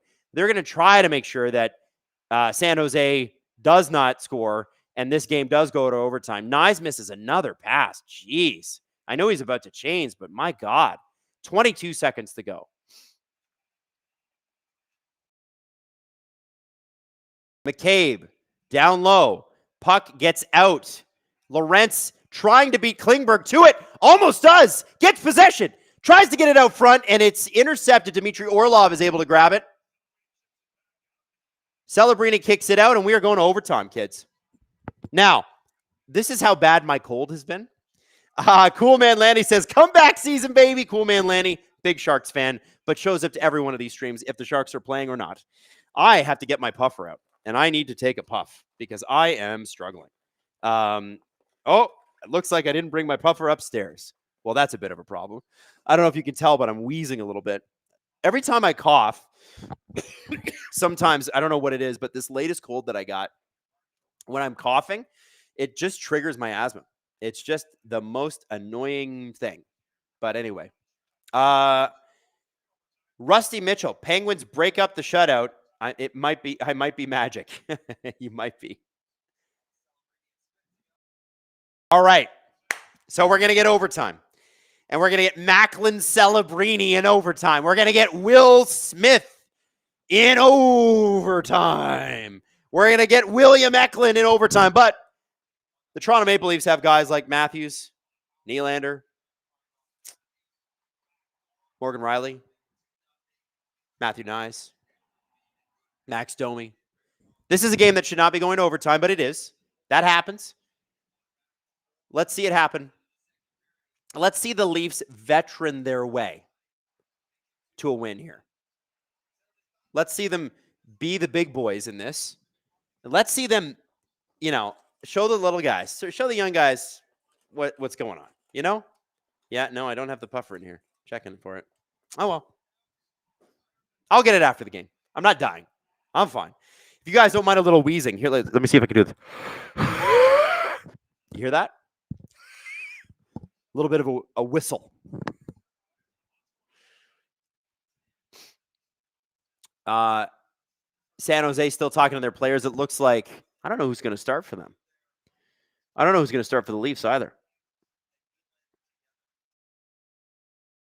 Jake McCabe just took on a pretty important role with these Toronto Maple Leafs, don't you think? Tanev out, Carlo out, OEL out. Jake McCabe's about to play a lot of minutes. A lot of minutes. Dakota Mermis is also out. Marshall Rafai is not healthy yet. And I got to tell you, I'm trying to think of who they might even bring up, right? Like, I don't think you can put Philip Myers. Philip Myers in this lineup with any regularity spells trouble to me. And I really liked him last year, but for whatever reason, the confidence in his game is gone. Nylander, Matthews, and McCabe to start. I just told you, McCabe's going to play a big role. Robert Bett, when was the last time you've seen this many overtimes? It's been a lot in the NHL this year. But I think it goes to show that that no lead is safe, and that's a good thing for the league. As much as I hate it as a fan, I want the Leafs to win every game and never let a goal in ever again. Matthews. He's got Celebrini on him. Ooh, almost mishandles the puck there, and Celebrini could have been gone. He's a hell of a skater. Here in comes William Nylander to Matthews. Matthews has got Klingberg on him now. Nylander. The Leafs are moving the puck, but they are making sure that they don't make any mistakes. They're being very conservative early on in this overtime. Victor Mento 53 says, bit of a November play there. Clean it up, boys. Yeah, I agree. John Tavares is now on the ice, looking for somebody to pass to. Leafs are changing and not changing well, let's say. Wouldn't be the first time or the last time I've seen William Nylander sort of dog it to the bench. And Matthew Nyes misses Tavares for the pass. Yeah, that's the dreaded icing in overtime. But thankfully, John Tavares is on the ice, so hopefully he can win the faceoff draw. He's been spectacular tonight in the faceoff draw, as have the entire Toronto Maple Leafs lineup. They are winning the faceoff battle 36-24. Linesman fake drops the puck because he's a jerk, and then he does it again because he's a jerk. Stop. Drop the puck. We're not here to watch you, Stripes. Jeez. McCabe. Tavares. Ferraro intercepts. Celebrini across. Here comes Will Smith. Oh, and it is blocked by, I think, Matthew. No, it was Jake McCabe. Jake McCabe. Oh, here come the San Jose Sharks. Young and fun. Mario Ferraro out there to add a little veteran presence, but these guys can skate against Tavares, Nyes, and McCabe. Not exactly the most fleet of foot combo for the Toronto Maple Leafs, but strong defensively. And they turn the puck. They're able to get the puck turned over. McCabe is able to break out. Leafs forwards are going to change. 3:09 left to go on this overtime. Man, it feels like it's been 20 minutes. Nylander to Riley. Ice is weird tonight. Matthews again. And here come the Toronto Maple Leafs. Austin, shoot the puck. Austin, shoot the puck. To Nylander. Oh, and he doesn't shoot. Stutter steps around. He's behind the net again. Nylander. Oh, and that pass is intercepted by Mario Ferraro. It was sort of a weak pass. I think if he had fired that with any sort of vim, probably goes through Ferraro's stick there. But that was just a weak pass. Here comes Kurashev. He's been robbed all night, and he is blocked by Austin Matthews. Domi gets the puck to Riley. Matthews is looking for a change, but I think he's going to stay out there. Stop, up, and shoot, Matthews. Shoot! 2:17 to go. It's a 2-on-1. Wenberg, Eklund, save, and that's a goal. Wenberg ends the game. Fuck. The Leafs should not have lost this game. They let one get away. They really let one get away. That would be Will Smith creating all these opportunities, by the way. Will Smith. Now, they are going to look this up. Maybe they call this back too. That'd be nice. Hold on. They're looking at it. What could they be looking at? TSN showing me the Matthews play. I don't care. Here comes Eklund. Wenberg.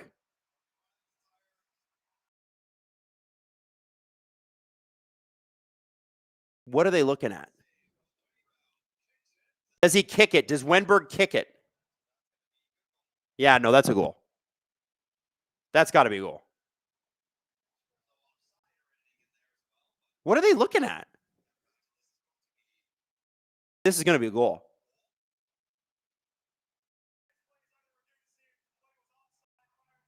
Oh, it might be offside? Meme Emperor says the future is teal. R. Bruce says grabbing defeat from the jaws of victory. I don't know what's going on here. Leafs have already left the bench, and they're all coming back out now. Is the play offside, though? Don't come back out unless it's offside. And it looks like it might be Eklund, I think. No. Oh, it's close. The puck's not all the way over the blue line before Eklund is. I don't know. It's offside! Oh, what? Oh, it's onside. Oh, shit. Well, it was barely onside. Man, the Leafs friggin' goofed one. That was bad. That was not the way to end it. You got to fucking close a game like that. You really do. That, I thought he said offside. He said onside. That jerk. He should have just said good goal, ref. Friggin' stripes. Francois Labelle says LFR is going to be good tonight. So the Leafs lose the game, and they lose Oliver Ekman-Larsson. And this was a game the Leafs should have won. They were spectacular tonight, and they let it slip away. This is one of those ones I hope when you get into the dressing room, this is what I'm hoping for. You are going to have games go this way. I'm not excusing it. I don't think it's okay. It's not. But the Sharks had the Leafs number last year, too. And I hope the Leafs go into the dressing room fucking pissed. I hope they're mad. I hope they're smashing sticks and swearing. And, this is the kind of game where you go, God, they should have had 2 points tonight. They got 1. Fine. I'll accept it. I'll take it. Sometimes a game gets away from you. But there was a lot in this game tonight that I thought was really, really strong that they can build on. You got to get 3 goals in the NHL if you expect to win. Like, honestly, guys, this is the thing. Like, oh, Leafs got goalie. Like, Nedeljkovic played well. Whenever we talk about a game, everybody gets into this super complicated shit about, who had possession and how many high danger scoring chances and goals save above expectation. All that stuff matters. But this is a goaltending and a goal scoring contest, right? Who gets the most goals? That's who wins. How many games in the NHL this year, and I don't know the answer to this, does a team win and score less than 3 goals? You and I know it ain't much. There's a few. There's notable ones, but it doesn't happen often. You rarely see a 1-0. You sometimes see a 2-0 or a 2-1. Most games are 3 and up. You have to get 3 goals. And they had their chances. They didn't convert. Straight up. San Jose did. And San Jose is dangerous. And I was worried about San Jose going into overtime because of their fluidity. The one thing I'll say is they've got a lot to learn on the defensive side of the puck. A lot of young guys in the lineup. That's going to come. But what was clear in overtime when the Leafs won the opening faceoff was we can't give them the puck. We can't let them have it. Because if we let them have it, we're screwed. And what did you see? As soon as they got it, it was really hard to take it off them because they are so much faster than the Toronto Maple Leafs. There's a lot to be excited about for the San Jose Sharks. And honestly, I'm not mad at the Leafs' performance tonight. I just don't think they closed it in the way that they should have. What I am concerned about is the health of Oliver Ekman-Larsson. And damn, dude. Row Live says boys dropped a point tonight. They were the way better team and lost. Robinson had 2 goals and he couldn't finish 1K for my parlay. I'm sorry, Row. I would have loved for you to get that $1,000, buddy. Sedin Magic 15. Fact is, when you have a lead late, you need to get it over the finish line. Yeah. You know what would have been cool? Scoring the 3rd goal on the empty net. But they couldn't get possession, could they? Cool man Lanny, a Sharks fan. Let's friggin' go! Much love, but let's go. Thank you, Lanny. We love you, and we love that you're here all the time. Vulcan says, future is teal. Also, I was hoping for an update on a possible video on different websites you guys use for stats and stuff like that. San Jose has had a large amount of games that we've been held 2 goals or under. You're right, Vulcan. You have asked for that. We should do that. I don't know. My head's a little all over the place. I've been up since 4. Did I mention that? Do you feel sorry for me yet? No? Okay.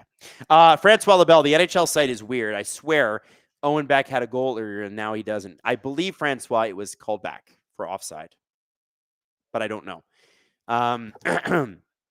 Victor Mento says, I also heard offside, Adam. What a doorknob phrasing. Well, I mean, he's an NHL referee. He's not a broadcaster. So, but just say it was a good goal and then explain why. Say, good goal. Start there. Jacob says, was that ending not offside? I think it was just barely onside. And hey, you know what? Don't leave it to instant replay to screw the game for you.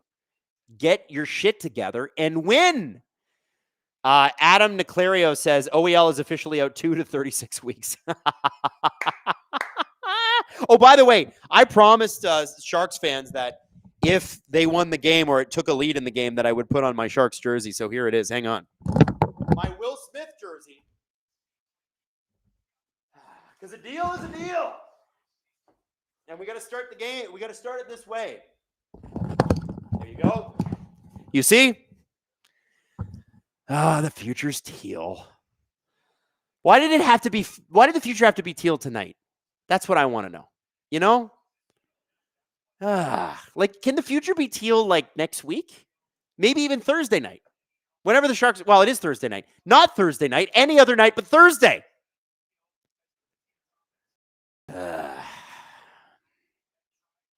Cool man Lanny says, teal looks good on you.